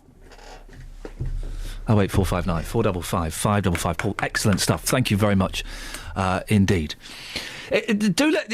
We're talking about death and funerals and all those kind of things on the back of this picture of David Cameron, Barack Obama and the Danish Prime Minister taking a selfie at the memorial service of Nelson Mandela. Is it inappropriate? It's kind of spreading out the conversation. Someone called in earlier on this morning saying that John in Luton, saying that they think that it's inappropriate to celebrate someone's life at a memorial service. Well, I think that's wrong. That's what the wake. That's what the wake is. You do the crying in the church, maybe a little bit of laughter, and you're miserable and it hurts. It hurts. Oh, man, it hurts. It's a physical pain. Then you kind of make the journey to the reception room, which may be at the crematorium or it may be a little drive away. And then you can start celebrating. It's nice to see people. There's a sense of relief, isn't there, that's over. That thing you've been anticipating, the funeral, you've been anticipating it for 7, 8, 9, 10 days. It's finished. It's gone. You can get on with life and you can enjoy each other's company, can't you? 08459 455 555. Dennis is on the line. Morning, Dennis. Good morning, sir. Dennis, what can I do for you, sir? I'm as close to a funeral as most people is at 89. Turn your radio off, otherwise you'll be even closer to a funeral. Well, that's right. That's fair enough. No, as far as I'm concerned, all I'm leaving to my children, my grandchildren, is the world. Let them get on with it. I've had a good time. I hope they don't feel sorry for me when I've gone, because I'm supposed to be going to a better place. Whether it will be or not, I don't know. Depending whether my mother-in-law's there or not. Oh dear. But they will feel sad that you've gone, and that's only natural, isn't it? I've told them I don't. First of all, I want to be cremated. I don't want to take up any more space on Earth than I've used already. Yes. The second, I do not want a stone on top anywhere with my name and address on it. Oh. Because if my grandchildren and great-grandchildren cannot remember me, I don't want to have a rock put on so they will I hope they remember me with kindness, because I try to make them laugh. I try to make everybody laugh, even you. Oh, is that... Oh, OK, I hadn't realised that. You should have flagged that up earlier. I've joked with them and told them that I've arranged my cremation, and I've also informed the fire engine, because with my fat and alcohol content, I'll probably blaze for about 3 weeks. You're going to go up to be put out. You're going to go up like nobody's business. Well, that's right. I wish I had your faith, Dennis. I kind of think that when the light goes out, that's it. You're switched off, game over. You think there's something else, do you? Oh, no. I'm just... No, because nobody's ever come back to prove it. No, we just have to take a leap into space. You know, where did we come from in the first place? So where the hell are we going now? Doesn't that scare you? No. Scares me? Why should it? Every time you go to sleep at night, it might be your last chance to save the world. So you can't worry about not going to sleep in case you conk out in the night. I just hope that when I go, I'm not an inconvenience to my friends and family. So, Dennis, I'm sure you won't be. Thank you very much indeed. Andrea's in Aylesbury. Morning, Andrea. Good morning. What would you like to say? Well, I'm a bit of an old person, and I'm not too sure what selfies are all about. I gathered that you took a selfie to, prove that you are somewhere and look at the event that I am at. Is that what it's all about? Well, it's not always what it's all about. For example, Justin Dealey is constantly taking selfies of himself just to catch himself looking good. And boy, oh boy, he does look good. But he's got problems, hasn't he? He really does, Andrea, and we're trying to sort that out. And counselling, maybe. But then when it comes to Nelson Mandela and stuff like that, my God, these people are on the TV. Don't we know that they're there? Is that not proof enough? Well, yes, I said to a caller earlier on that there would have been several photographers and movie cameras there filming the event. If they needed a reminder or they needed photographic evidence, it'll be everywhere. It seems odd, doesn't it? So for me, they're dingbats, complete dingbats. Why would you do that? I mean, apart from the fact it's an inappropriate act at an occasion of that magnitude. Does it not show their human side, that despite all the weight that are on all of their shoulders, that they're actually humans, just like you and me? A different sort of human, yes. What do you mean by different? Like a lizard shapeshifter? Is that what you mean? Oh, you do make me laugh. I like that, yes. You can imagine, well, David Cameron can slink along any time, can't he, really? Exactly. Andrea, thank you very much indeed. Let's go before it gets too hot in this studio. Anna's in Leagrave. Good morning, Anna. Hi, good morning. Anna, what would you like to say? Well, I don't think there's a big issue in celebrating life. As an African, we believe in celebrating life. So 95 is a fantastic time to sort of, enjoy the fact that a guy has lived a long life. He has lived a legacy, and there's no big deal. And taking a selfie, well, they're humans. It's a big deal, There's other news. So you think the selfie is appropriate, despite the fact that these are at least one of, two of, possibly three of the most important people in the world? That doing that, does it not appear? Shouldn't they be above those kind of things? Well, I don't think there's a big deal, really and truly. I think it's just they go ahead of themselves. They sort of, probably. Forgot that they were possibly there for minute minutes. But I don't think it's a big deal. I think, they're there to enjoy life. They're there to enjoy, a guy that has left such a huge legacy. And, it's just there. Everyone was jolly. So if you want to say that, I saw Winnie Mandela laughing ahead of. What will people say about that? Anna, what age do you think, not memorials like this, but what age do you think children should be allowed to go to the actual funeral service of someone? I think that's dependent on how mature the child is. If the child doesn't understand the reason for the funeral, then why go? If the child is an emotional child, why put the child through all that stress? Anna, thank you very much indeed. They don't understand death. My boy's constantly talking about dying, and he's asking if my dad's dead, and is Father Christmas dead, and is the cat dead? The cat is not dead, and neither is the rabbit. The rabbit's run away. The rabbit may be coming back at Christmas. Oh, with a friend. That way, the odds of both of them dying are ridiculously slim. They don't understand what death is. One text here, Anna in bed says, Iain, my mum's wishes were that her grandchildren and great-grandchild were at her funeral. The youngest were 11 months, 5, 7 and 8 years old. They all went to the service, the burial and the wake, and we wouldn't have had it any other way. 5 sounds a little bit young to me, but I don't know. 08459 455 555. BBC Three Counties Radio. Let's get the latest travel news now. Here's Alice. Travel news for beds, cards and bugs. BBC Three Counties Radio. In East Barnet, there's been an accident on Cat Hill at Brook Hill Road, and the A1M southbound still really slow between the Stevenage junctions 8 and 7. The M1 southbound looking heavy between 12 for Flitwick and 8 for Hemel Hempstead. And on public transport, Southern and London Midland have delays of up to 20 minutes between Milton Keynes and London. I'm Alice Glossop, BBC Three Counties Radio. Alice, thank you very much indeed. We've got another text on taking children to funerals. My children came to the funeral of their grandfather, aged 3, 4 and 5. They also insisted on seeing him at the funeral parlour. We allowed them and they were OK. However, 2 years later, they felt different about their nanny's funeral. I believe the child should be told the process and decide. Well, decide? A child at 3, 4 and 5, can they really decide if they want to go to a funeral when they don't have a concept of what death is? Local and vocal across Beds, Herts and Bucks. This is BBC Three Counties Radio.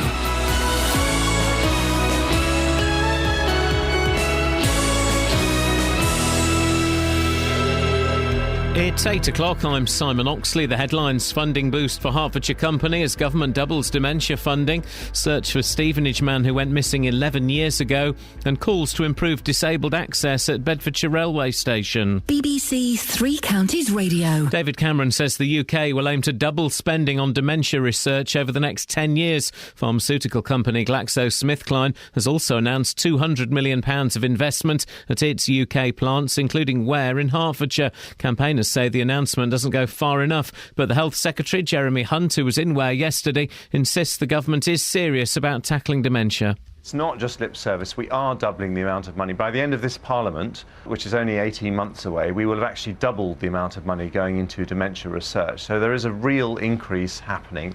And we put nearly £500 million into additional support for carers. But I just want to recognise the fact that we need to do more.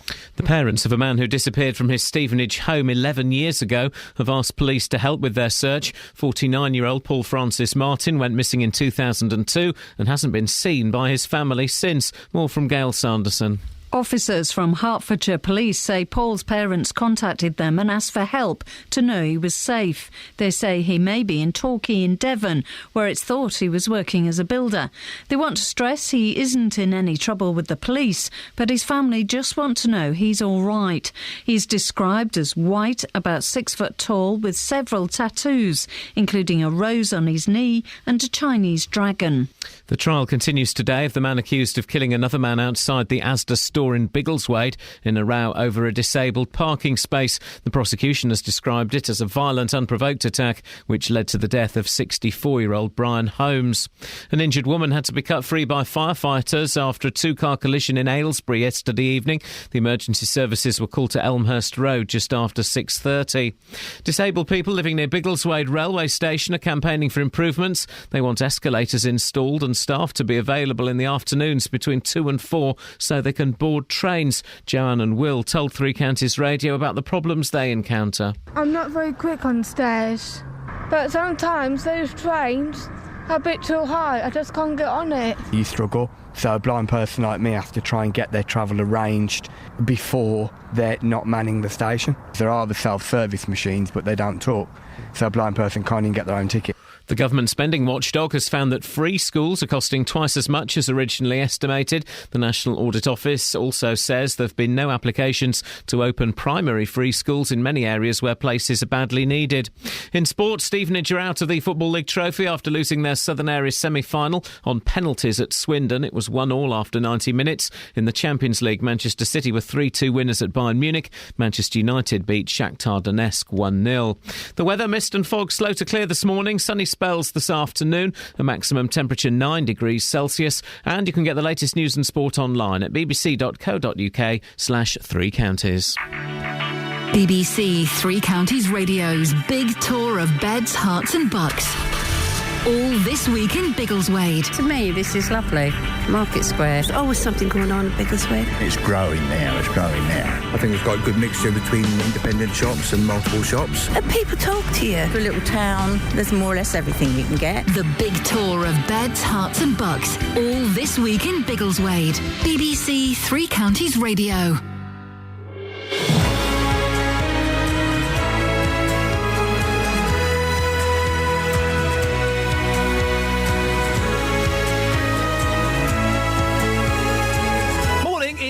BBC Three Counties Radio. The phones are very, very busy this morning. Thank you very much. There are still a few lines free, so if you want to get on before 9 o'clock, now would be a cracking time to give a call. Police have launched a fresh appeal for a Stevenage man who went missing 11 years ago. It's thought that Paul Martins may be living down south. We'll speak to Justin Dealey about this in a minute. We all know that catching a train can be a right pain in the backside, but imagine how much more difficult it will be if you were in a wheelchair. So many stations in Beds, Herts and Bucks are not wheelchair friendly. Well, if you're affected by this, how difficult is it? And Obama, Cameron and a Danish lady taking a selfie at Mandela's memorial service. Well, the conversation has expanded from the appropriateness of that to inappropriate behaviour at funerals, and also, what age is it right to take children to a funeral?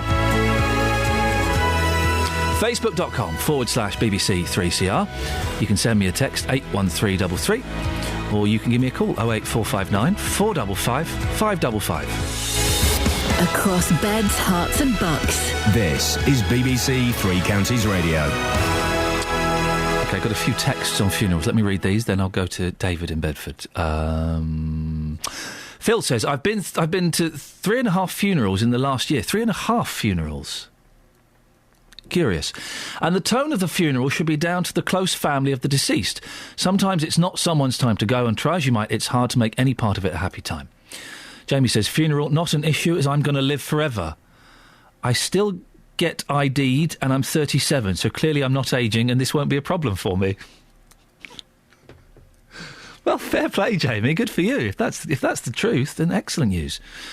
Jean's in Sheffield. She says, I think it depends on the relationship of the person who died. My grandchildren, aged 6 and 8, went to their granddad's funeral this year, and I think that was appropriate. They are old enough to understand that granddad has gone to heaven and accepted it. It was a celebration of his life, so not too sad for them. 08459 455 555. Talking about some of the train stations in Beds, Herts and Bucks, how they're just not accessible for people in wheelchairs. David's in Bedford. Morning, David. Morning, Ian. David, now, are you in a wheelchair? No, but I know that I've got a mobility is that I find it very hard with stairs. OK. Steps and that, you know. So you struggle at various stations. What is that like for you? It's annoying because you feel that you could just walk across the track. But if there's no staff there that can do it, you can't. You've got to use the stairs. And a lot of them haven't got lifts. If we were to do a survey within 3 counties, it would be interesting to see the percentage of stations that haven't got lifts or facilities. Oh, there's very few. There's very few that have lifts. Yeah, like Luton, if you're going north and there isn't a train, say you're booked on a certain train and they can't get you over from the platform, they send you back down to Luton Airport Parkway and put you on a train there, because that is the only way that they can get you onto that platform. So you can cross at Luton Airport Parkway. And David, being shunted around, so it's harder for you to do a direct journey. How does that make you feel? With me, I have to really think it all out, and sometimes I just say, forget it. It's too much hassle of not knowing if it's going to be successful.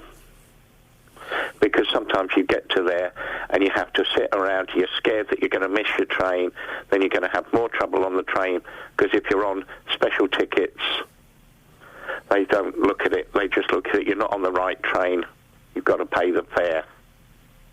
So you're being penalised for your disability? Yes. And that is why this case, like at Biggleswade, Hitchin, Sandy and all them up that line, will not have full-time staff on because of the size of the actual station footage.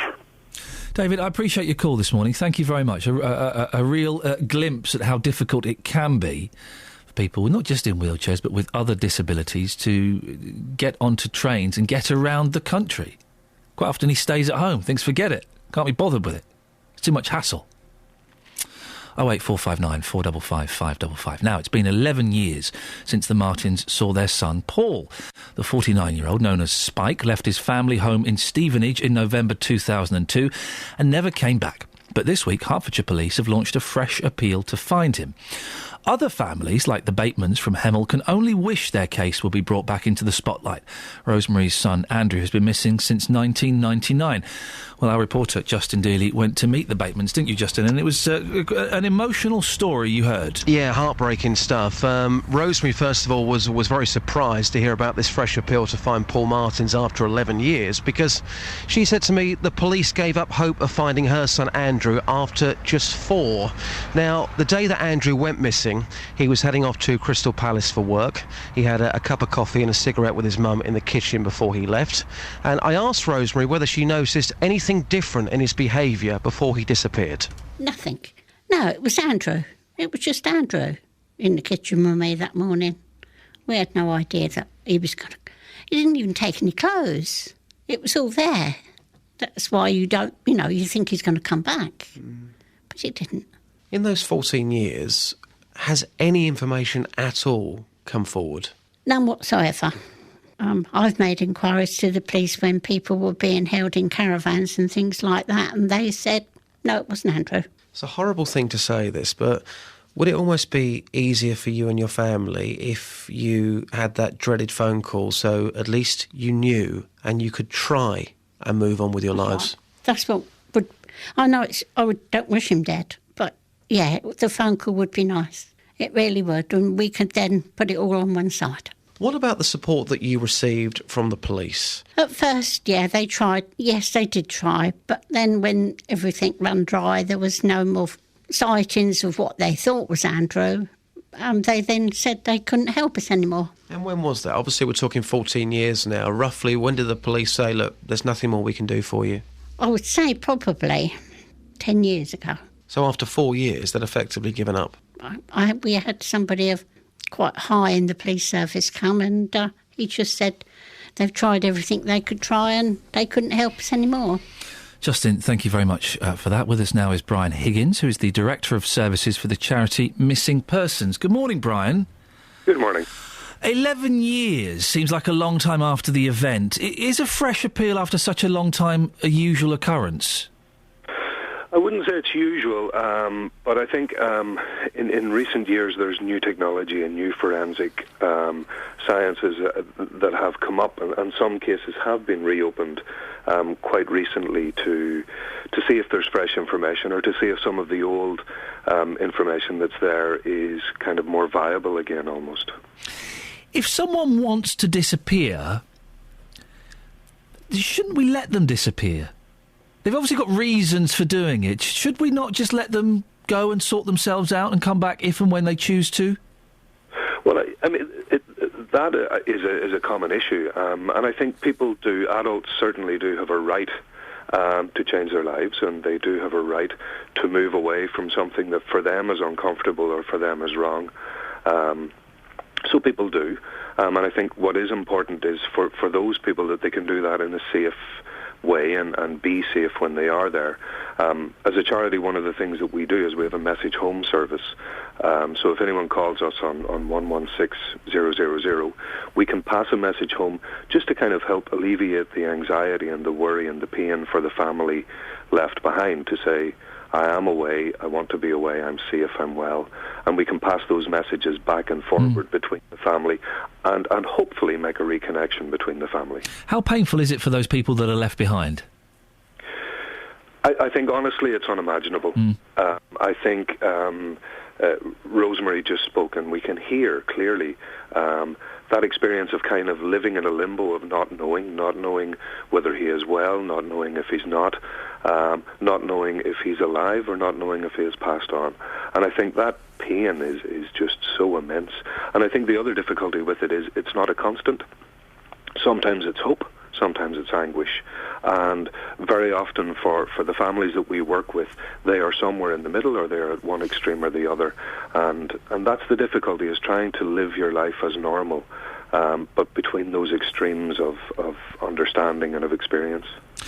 What reasons do people who have disappeared for years give when they're reunited? But why have they done it? I think for every individual there are different reasons. For every individual there's a different life experience, and for every individual there are different relationships that they are within, be it with their family or friends or in other relationships. So the reasons can be very varied. Some of the more common ones are around debt, mental health, relationship breakdown, and those kind of issues. Sometimes it might be addiction and moving away from that. So sometimes people go missing because they need to be away from where they're at that time. So it can vary significantly. And obviously, for young people, there can be either moving away to escape a bad environment or abuse, or moving away to be with somebody that they perceive to be somebody that they love and they want to be with. Brian, give us that phone number again in case anyone is listening who wants to get in touch. Certainly. So we can be called or texted on 116000, and we can also be emailed on 116000 at missingpeople.org.uk. And also missingpeople.org.uk is our website. There's a lot of advice and guidance and information there for anyone who's interested in the issue of missing, but particularly for families who are left behind, or for people who are missing and they want to find out how they can be reunited or be made safe where they are. Brian, thanks very much indeed. Brian Higgins, Director of Services for the charity Missing Persons. This is BBC Three Counties Radio. Let's get the travel news now with Alice. Travel news for beds, cards and bugs. BBC Three Counties Radio. Fog this morning is still really hanging around on the M40 cameras, thing looking really thick around there. The M1 southbound heavy between 12 for Flitwick and 8 for Hemel Hempstead. And the M25 anti-clockwise still got those queues between 21 for the M1 and 16 for the M40. A1M southbound really slow between 9 for Letchworth and 7 for Stevenage. And the A5 heading southbound still looking slow between Kensworth Turn and the M1 junction for Redbourne. Public transport, Southern and London Midland, have delays of up to 20 minutes between Milton Keynes and London. I'm Alice Glossop, BBC Three Counties Radio. Thank you, Alice. 8:16, Wednesday, the 11th of December. I'm Iain Lee. These are your headlines on BBC Three Counties Radio. David Cameron will announce today that the government is to double the funding for research into dementia in the UK by 2025. The parents of a man who disappeared from his Stevenage home 11 years ago have asked police to help with their search. And in sports, Stevenage are out of the Football League trophy after losing their Southern Area semi on penalties at Swindon. 08459 455 555. Inappropriate behaviour at funerals, and what age is it right to take kids to a funeral? BBC Three Counties Radio.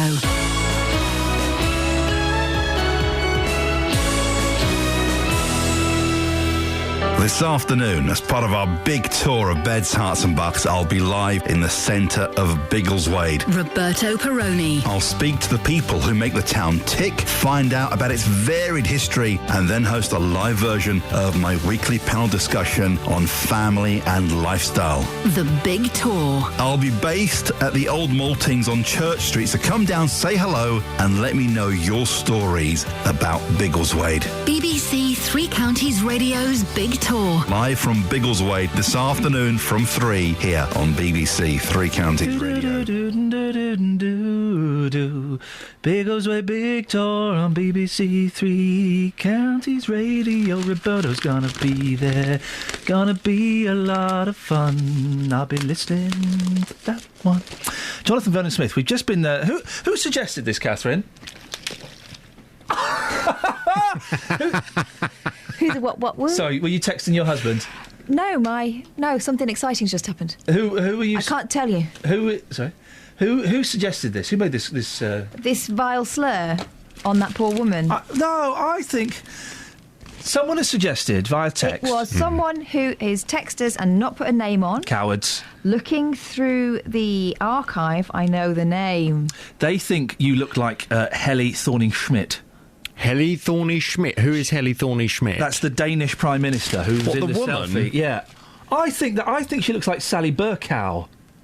Hang on a minute. So someone has texted in to say that I look like a female Danish Prime Minister. Yes, that's correct. Well, they're clearly an idiot. Well, that's... But her last name is Schmidt, which, as we all know, is Danish for... Smith. Vernon Smith. Vernon Smith as well. Thorning Schmidt, Vernon Smith, it probably is. Are you related? She doesn't. She looks like the woman from the film. What's her name? Yeah. The blonde, she does a bit. the one who had the special hair gel. Yeah. Oh, Cameron Diaz. Cameron Diaz, that's it. Yes, something about yes, Mary. That's right. She looks more like she her. She does look like her, doesn't she? Well, so I don't look like a woman. Well. No, I don't. No? No, I'm sorry. I'm prepared to take a lot of criticism. No. I'm very butch. Oh, dear. You are very butch. Hey, listen, it's our Christmas special recording tomorrow. Yeah, what? You're telling everyone we're recording it? Oh, I mean... They'd think it was live. Rehearsal. It's a rehearsal. No, hang on, we don't rehearse it. That's even worse. No, we have to tell them because we're the BBC and we're not allowed to play fun tricks anymore. Oh. We're recording it tomorrow. But I'm feeling... right proper festive at the moment. Are you? Yeah, you're not, are you? No. You're a bit Scroogey. Well, I'm not. Christmas, take it or leave it. Oh, for goodness sakes. Bah humbug you. I'm really excited. Not about the show tomorrow, that's a contractual obligation, although I will be invoicing them. But I'm excited about Christmas itself. Yes. Magical. Are you? Oh. Christmas time. La la la la la. I feel like I'm kind of... La la la. Oh, my God. It's Christmas time. All right. But do you not Come know, on. Do you not know that it's song? It's the 11th of December. Yeah. Do you not know that song? Christmas time. La la la la la. It's Christmas time. La la la la la. It's Christmas time. Jonathan. Can I tell you about my phone? Do you not know that song? No. Not one of the catchier... ditties, is it? Time. La la la la la. It's Christmas. So sorry, Who sung this stupid song? Oh, for goodness sake, how rude. Is it the Everly Brothers? Something. It was one of them. Phil. Okay, carry on. What's on your show then? Coming up on this morning's big phone-in at 9 o'clock, where there'll be no singing, I'm asking... would you care if your local bus routes were scrapped to save money? The Campaign for Real Transport has told the BBC cuts to bus services are reaching critical levels. Almost half of local authorities reduced their support for buses in 2013, and some may remove all of their support next year. Locally, this is going to have a very, very big impact on us. Luton makes the top 10 when it comes to budget cuts, with £236,000 a year spent on supported bus routes, and the Campaign for Better Transport projects that by the end of 2014, funding for bus routes will drop by 47% in Milton Keynes, 16% in Hertfordshire, and 36% in Luton. 47% in Milton Keynes. Yeah. And a lot of people in Milton Keynes use the buses. Well, from 9 this morning, I want your views on this. Would you care if your local bus routes were scrapped to save money? We all know our councils have got to make massive savings. Shaving a bit off by cutting bus routes, is that the best way to do it, do you think? The best way affecting the least number of people? Or are you absolutely hopping mad? Your views from 9. Would you care if your local bus routes were scrapped to save money? 08459 455 555. Christmas time. Oh, for heaven's sake. Christmas time. La la la la la. Christmas time. You going to sing with us? Sing with us, Jonathan. Christmas time. La la la la la. Where are you going? Christmas time. La la la la. Where are you going? Christmas time. La la la la. I just don't think he knows the words. It's really easy. Should we write them down for him? Yeah. What are they? Pen. It's Christmas time. La la la. Hang on. Christmas. C-H-R-I. Oh, he's gone. He's gone. Christmas. He's gone. Time. Do you want to sing it with me? La la la. It's Christmas time. La la la la la. Christmas time. La la la la la. Across beds, hearts and bucks. This is Iain Lee. BBC Three Counties Radio. Ah, dear. Some tweets. Some texts we've got here about funerals. Lisa, no, this is Facebook. I do apologise. I'm all over the shop. Lisa says, it was a memorial service, not a funeral. From what I heard of the service, there were elements of it that were jovial and uplifting in some respects. The selfie is no more disrespectful than people booing Zuma. And Susan says, I danced at my mum's funeral as the music she left the church to was Simply Red Stars. Oh dear. She loved them, as do I. If she'd been alive, she would have been doing her gigging, as we called her dancing. Sad, but a celebration day. I feel Mandela's is the same. Those leaders know the world cameras will be on them. And one more. We posted a selfie that we'd taken of myself, Catherine Boyle and Kelly Betts. And Simon Davies has used this as an opportunity to sleaze. Mr. Lee, no wonder you're so chirpy on the airwaves in the morning, being surrounded by these work colleagues. Oh, for goodness sakes. 08459 455 555 is the telephone number. We're talking about access to train stations and various other things if you are disabled, and just how difficult it can be. I'm joined now in the studio by Mick Dillon, who's Chief Executive of the Disability Resource Centre in Dunstable, and also Roger Perkins from First Capital Connect. Good morning to both of you. Morning. Mick, we'll start with you. What do yours? If you want to listen to Roger, you'll have to put the headphones on. If they're working, they don't always do here at BBC Three Counties Radio, so good luck with those. Do you need a hand putting them on? I would, actually. You want a hand? Let me just come and do this. Thank you. Excuse me, manhandling you. That's Can you great. hear through those? Yeah, thank you. Lovely. Okay. Mick, what do your service users tell you about the disabled access across Beds, Herts and Bucks? Well, the problem is it's a Victorian infrastructure, but also with, I'll be honest, Victorian ideology about how people plug into it. If you want to just go to the London now, down the train station, you're advised to book 2 days ahead and you can't do it yourself. And that's hugely frustrating for any person, whether you're independent or not. And what are the stations that you've identified as having particular problems? We mentioned Biggleswade this morning. Sure. Biggleswade, large town, but Leighton Buzzard, which is due for improvements, but it's way behind schedule from what it should be. That's the biggest town in central Bedfordshire, and it is inaccessible. So you have to go to Milton Keynes or Luton Parkway, which is very good, or Bedford. And the trouble is that you have stations 25 miles apart, and you don't have the choice. If you decide to leave your front door and engage with society, you then get more disabled by some of the environment around us.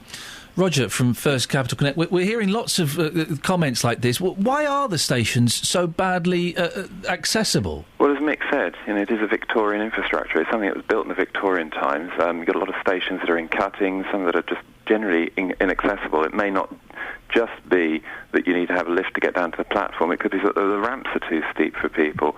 Can't you change them? Well, yes.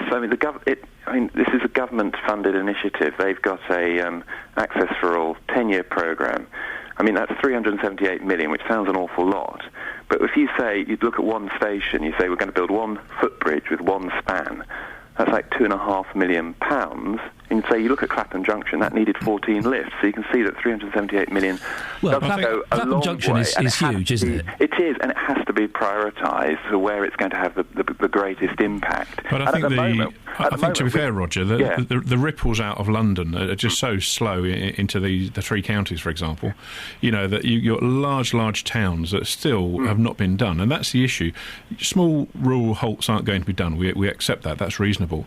But to have to go 25 miles, to get your nearest accessible station to do day-to-day business or work or anything, it's just unacceptable. Well, and I appreciate it's not the operators, it's Network Rail, and it needs a much more strategic approach to make things work. Roger? You're right. It's Network Rail and the government, and we work with both of those to sort of target the best, to select the right stations where we can get sort of the best bang for our buck, effectively. But you say not a lot's being done. We've had Harpenden Footbridge finished. We've now got Blackfriars is fully accessible. Farringdon, St Pancras. We've got stations that are being done at the moment, haven't we? We've got Stevenage, Hitchin, Letchworth, Hatfield, St Neots, Elstree and Boreham Wood, all those being worked on, which will be accessible. There's not many there in Bedfordshire, Roger, I'll be honest with you. I hear what you're saying, and I would love someone to wave their magic wand and say, here's a huge amount of extra money, we'll do this work straight away. It is a question of cost. Roger, we've heard from callers and from people this morning saying that quite often they'd rather just stay in. They think, forget it, they're not going to go out. Or if they do go out and get the train, they get sent one way 25 miles just so they can end up going in the correct direction. It's not good enough, is it? Well, what we offer, and this is where Mick was saying, people are told they have to book 2 days in advance. People don't. I mean, they can turn up at our railway stations, and our staff, all of whom are disability trained in awareness, they will get you where you need to be. The trouble is, if you don't book in advance, it's likely to take them longer because they won't have pre-ordered the taxis, and sometimes you need a specialist taxi for people. Yes, it's not great, but what we do promise to offer people is a station-to-station service. So if you live in a town with a station that isn't accessible, we will pay for your taxi to take you to a station that is and get you onto the train. I mean, there is more investment coming as well. I mean, there are new trains being built for the Thameslink route, 1,140 carriages, and they're going to be really the very latest in terms of meeting disability requirements. Let Mick just come in, Mick. I think the rolling stock, I think one is the physical buildings and getting onto the platform and onto the carriage is all the issues. You just cannot... It just needs more creative ideas to get those last sort of 6 inches from the platform to the rolling stock. Well, but when you're on the rolling stock itself, I mean, I was out with my gorgeous fiancée, Sonia, and we were having to sit apart, and I was in the way in the aisle, and you feel so conscious of being in the way, and it's unacceptable. And I just think even the rolling stock needs to be looked at. Some lines are very good. East Coast line is really quite poor. Roger? It is. The next generation of trains, and they're going to start coming in from 2016. I know it's a wait, but I mean, I've been looking at these, and they've been designed really very much to help people. We've done that with you'll know Anne from who's one of the main consultants for disability. We've designed these with everybody in mind and consulting with them. So you don't have the wheelchair and their companion actually separated. You're not stuck outside the toilet. You've got very good colour contrast to help people with visual impairments. There is really good provision in the new lost trains, and the trains that run between Peterborough, Cambridge and King's Cross are about to undergo a £31 million overhaul, and they again will have the very latest in... Roger, very quickly, because we're running out of time, and I appreciate that this is all basically about money and that you're doing as much as you can, but Biggleswade is where we started, so let's end on Biggleswade. What would you say to the people that our reporter spoke to who cannot access trains at Biggleswade? What I would say to them is they have to get in touch with us, and we will get them where they need to, but we know it's not good enough. It's not good enough. That is only going to happen with more money. It's got to be lifts on every platform. Make it work properly. Do it once. That's what you need. Yep. Appreciate your time. Thank you very much, both of you. Roger Perkins from First Capital Connect and Mick Dillon, Chief Executive of the Disability Resource Centre in Dunstable. We're a little bit late for the travel, but I thought it was worth pursuing that. 8:31, let's get the travel from Alice. Travel news for beds, cards and bugs. BBC Three Counties Radio. In Milton Keynes, Monk's Way is partially blocked at Bancroft roundabout after an accident. There are queues on all approaches to the roundabout as a result. Hertford looking extremely busy on the sensors as well. The A414 heading towards the centre of town from the A10 is very slow. On the A10 itself heading south, slow between Broxbourne and the M25 junction for Enfield. On the M1 southbound, things looking heavy between 12 for Flitwick and 8 for Hemel Hempstead. Public transport, Southern and London Midland have delays of up to 20 minutes between Milton Keynes and London stations. I'm Alice Glossop, BBC Three Counties Radio. Across beds, hearts and bugs. This is BBC Three Counties Radio.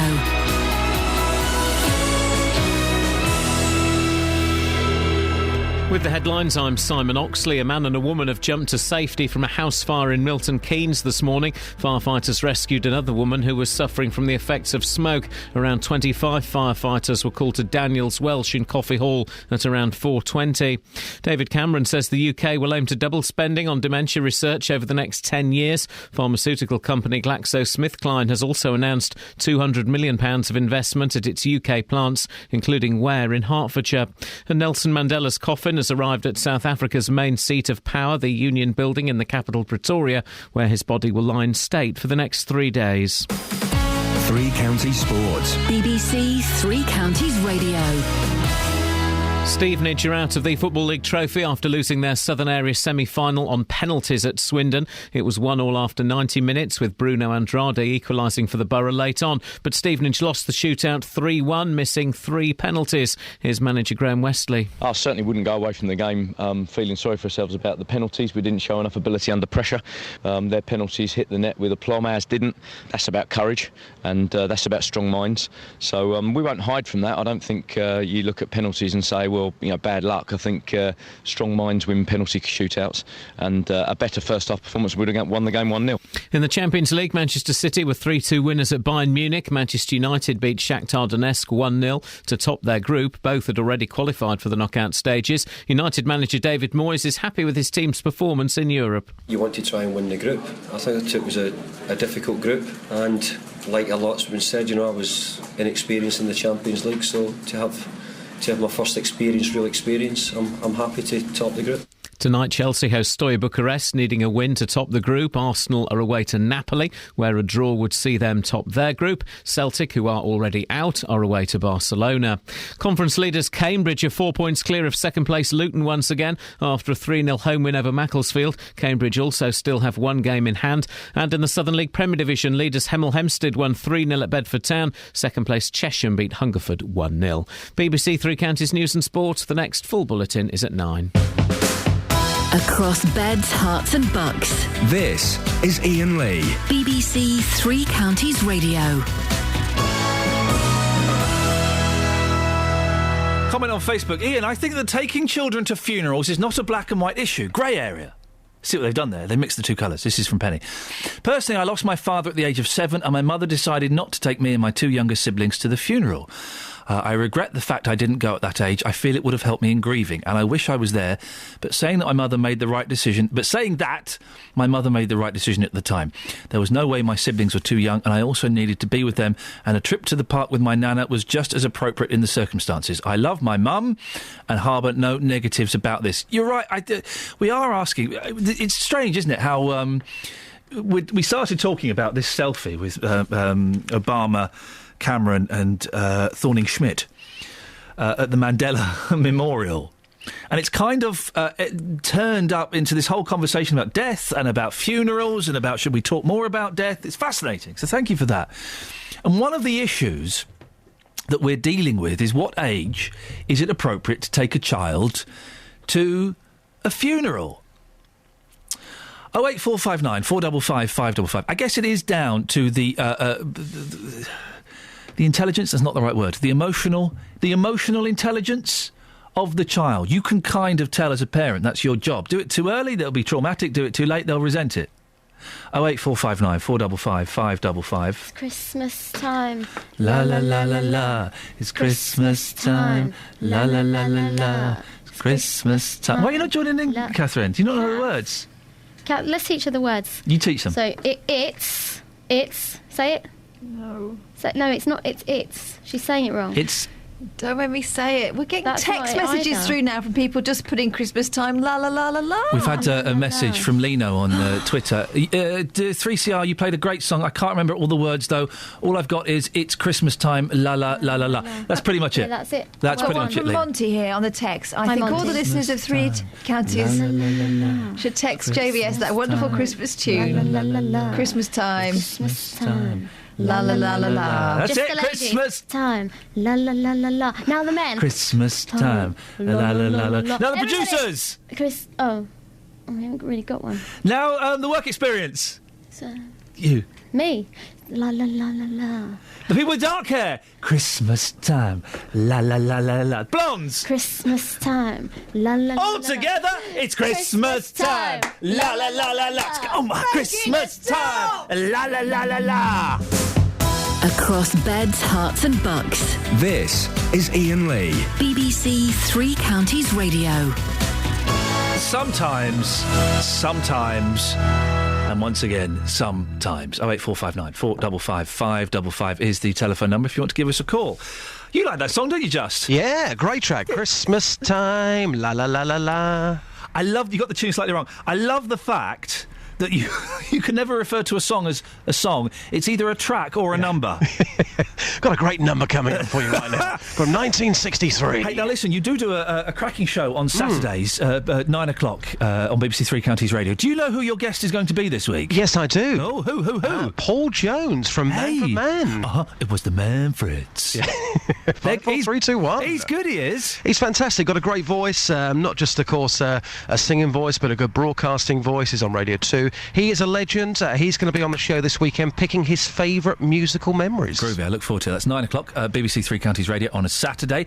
Now, the reason that we've got you on, Justin, is not just to shamelessly self-promote your excellent show, but also to talk about this selfie. The front page of a lot of the newspapers, Barack Obama, David Cameron, and the Denmark PM Thorning-Schmidt. Hey, isn't she? She's nice. They all took an impromptu, and I'm sure she's excellent at her job. They all took an impromptu photograph of themselves at the memorial service yesterday for the late South African President Nelson Mandela. Well, you've been out this morning with the aforementioned selfie. What have people been saying? Well, earlier on, people were absolutely furious about this selfie. They said, looking at it this morning, that it was totally disrespectful. Of course, it wasn't a funeral, it was a memorial service, but that, to people I spoke to, made no difference. You're about to hear some audio here. Now, there are two completely different opinions coming up from different types of people. You can work it out for yourself. But as you mentioned, I've taken the selfie out onto the streets this morning, and here's what happened. I think it's typical, really, of politicians. I think they think only of themselves. I just think it's disgraceful. But you're looking at that, aren't you, this morning, in sheer disbelief? Absolutely. Can't believe it. Morning, Anna. How old are you? 19. How often do you take selfies? All the time. Tell us why you do it, first of all. Why not? May as well. OK. So you're looking at the front page of The Sun there. The headline is No Selfie Respect. What's your thoughts on that selfie? I think it's hilarious. So funny. Some people are very, very angry about this. Can you understand why in the slightest? Well, I can understand that it's like a funeral sort of thing, but at the end of the day, if you're going to do it, then you're going to do it. So when you saw this last night with your friends, you all thought, good on you? Yeah. Carol, there it is. What do you think about that? Not good. Not good. They're supposed to be there for Nelson Mandela, not for taking pictures of themselves on a jolly. Are these three people, who of course are very, very powerful, are they an embarrassment? I think they could be, yeah, to be honest.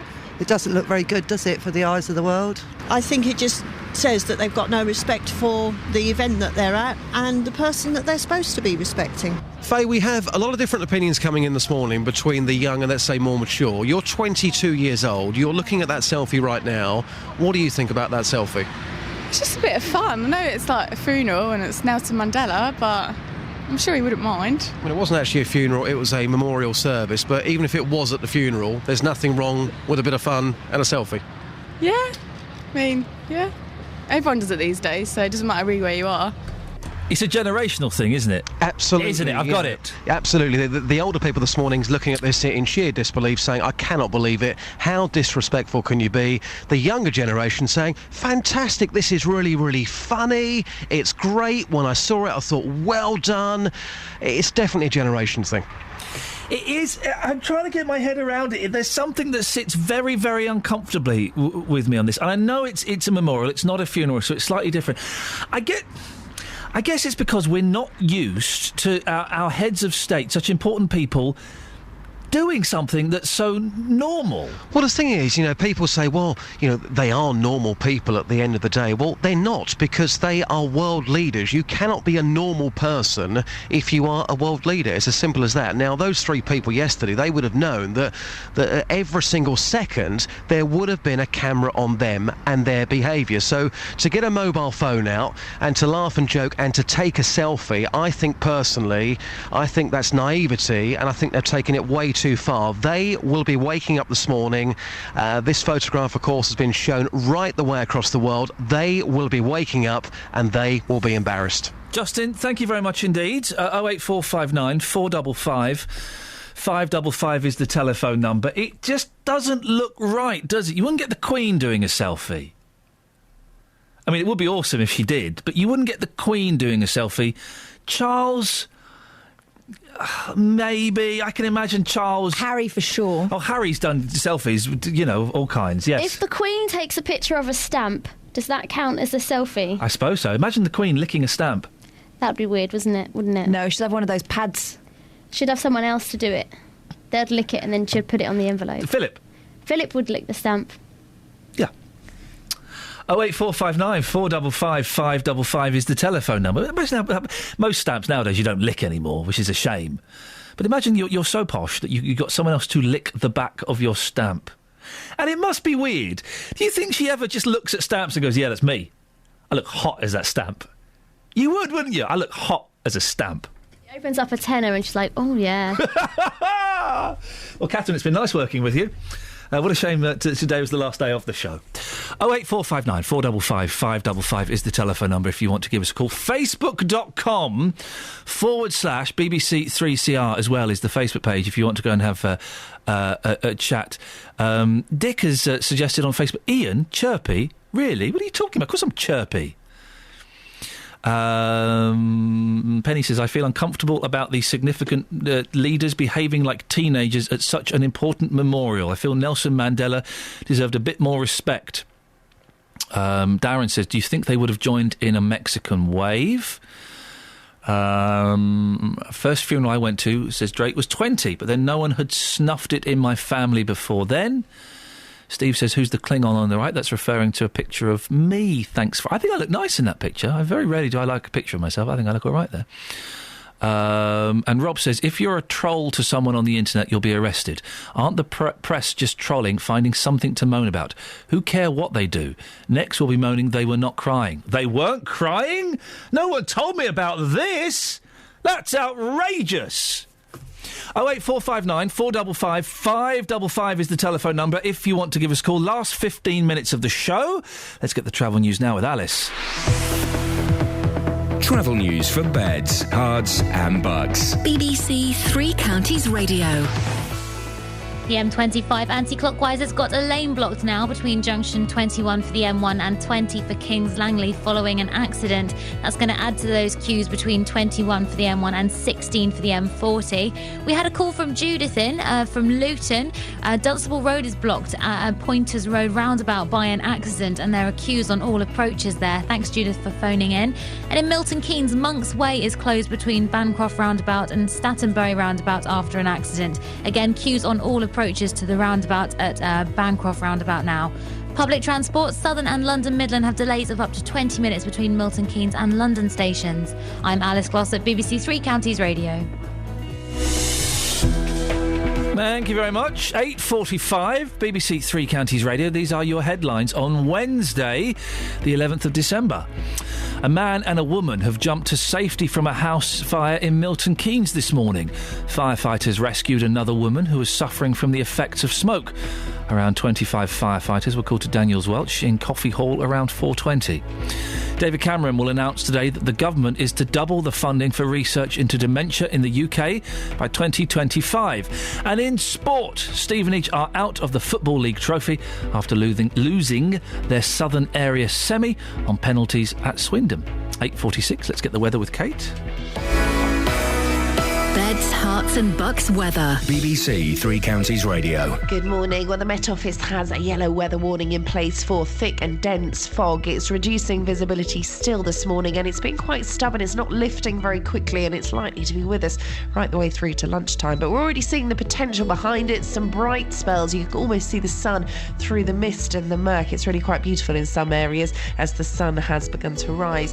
And this is going to continue really. Once this fog lifts around lunchtime, we should start to see some sunshine proper. So we're going to feel a bit better. It's just going to feel a little more pleasant despite the temperature only getting up to 9 or maybe 10 Celsius if we're lucky. Overnight tonight, some clear spells. Mist and fog patches likely to redevelop, but we've got a bit of a southerly breeze, so they're going to be mixed up a little more. Not quite so dense, not quite as widespread. Still there nonetheless and still lingering into tomorrow morning. Minimum temperature down to 1 Celsius. We may get 1 or 2 areas that are more prone to it dropping down a degree or 2 below, so perhaps a sparkle of frost tomorrow morning. Once the mist and fog clears, we'll get some sunshine tomorrow, but the cloud starts to move in really tomorrow afternoon and overnight, Thursday into Friday, and that's where we could see potentially some outbreaks of rain. Temperature, though, during the day staying fairly mild. And that's your forecast. Thank you very much. BBC Sports Personality of the Year. It's almost like a giant thank you at the end of what is always a very special year. Celebrating 60 years. I loved it when David Beckham won. It was really nice and a proper tingly moment and everybody stood up. And 60 winners. I think my most memorable winner would probably be Paul Gascoigne. He captured the nation's hearts that year. Paula Radcliffe. To see her up there, this goddess of running, a wonderful moment. Who do you want to take the trophy home in 2013? To stand on this stage with the likes of these people, it's incredible. Join Claire Balding, Gary Lineker and Gabby Logan for this year's Sports Personality of the Year, live from Leeds. Sunday night at 7:40 on BBC One and BBC One HD. Christmas time. La la la la la, it's Christmas time. La la la la la. Double tracking, it's Christmas time. La la la la la, it's Christmas time. La la la la la. We've got some great texts on this. Some really good feedback. Some comps. Fee is texted in. Hi, Fee. Hiya. It's annoyingly catchy. I'm stuck on the motorway and found myself joining in. #desperate. Excellent stuff. Glad you're enjoying that. And Nick says, Nick. Hi, Nick. Nick, will you turn it in with that stupid Christmas jingle? It isn't clever, it's childish, and it's boring. Time. Some of us ain't interested, says Nick. Christmas time. And Phil says, I'm not a doctor, but would happily recommend somewhere you can stick Christmas should you ask. Oh, ask him. Where? Where, Chris? Dr. Chris? Time. You getting private text during the show, you, Catherine? Christmas from time. the boss. Saying, why aren't you joining in with Christmas? You know, it's mandatory that we all join in with Christmas. Daz says, Ian, you are cringeworthy today. Brackets again. Christmas. Why don't you la la la a CV over to heart? Oh, Christmas time. Sadly, you ain't no James Whale, mate. You put two, and this is the letter U and the two. Too much bad comedy into the show. Daz. And Monty's loving it. He's in fact going all this Christmas. No. Monty's gone freestyle. Oh yeah. He says it's really foggy. La la la la la. Yay! Really foggy. La la la. I love the fact that Daz and listen, James Whale, of course, is an excellent broadcaster, but Daz keeps listening every day. Hey, Daz, la la la la la. Daz. Daz is listening. La la la la la. Daz is listening. La la la la. Oh, okay.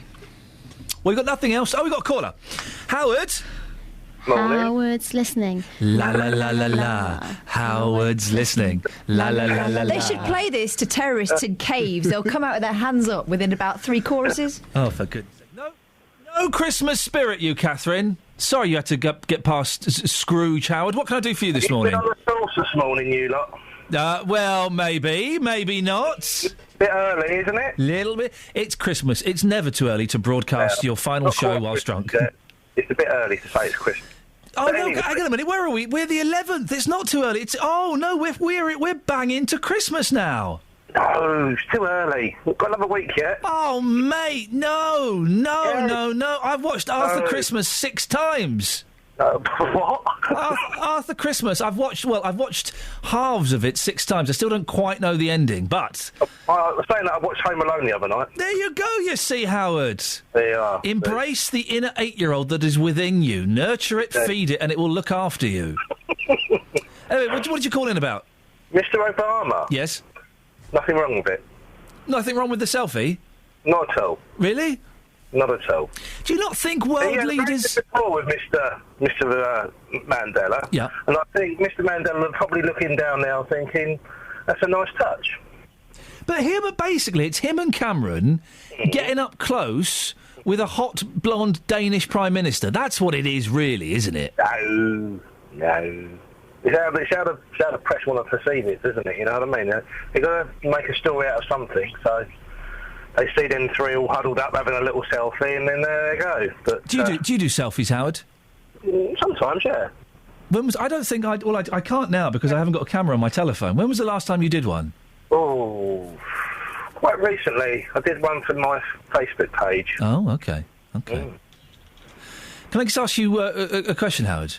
Would you sing "It's Christmas Time"? No. La la la. Come on, it's Christmas time. La la la la la. Grumpy Howard, what is going on with everyone this one? Eileen in Aylesbury has texted in. Craig may not be enjoying the show, but you're listening every single day. But Eileen says my 7-year-old grandson Connor listens to you every morning. He thinks you're great. It's Connor time. La la la la la. It's radio for 7-year-olds. La la la la. He would like to hear you sing. What's wrong with that, Catherine? what's wrong with doing radio that's entertaining on a broad level, different levels, a spectrum of levels. No. What level is Christmas time? La la la la la. That's quite low. But it's Christmas time. Exactly. La la la la la. It's also spiritual.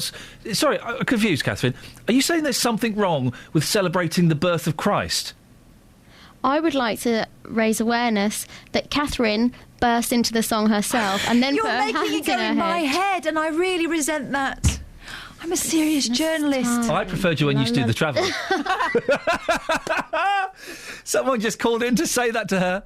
Oh, I preferred you, Catherine, when you used to do the travel. 08459 455 555 is the telephone number if you want to give us a call. As far as I'm aware, she's never done the travel.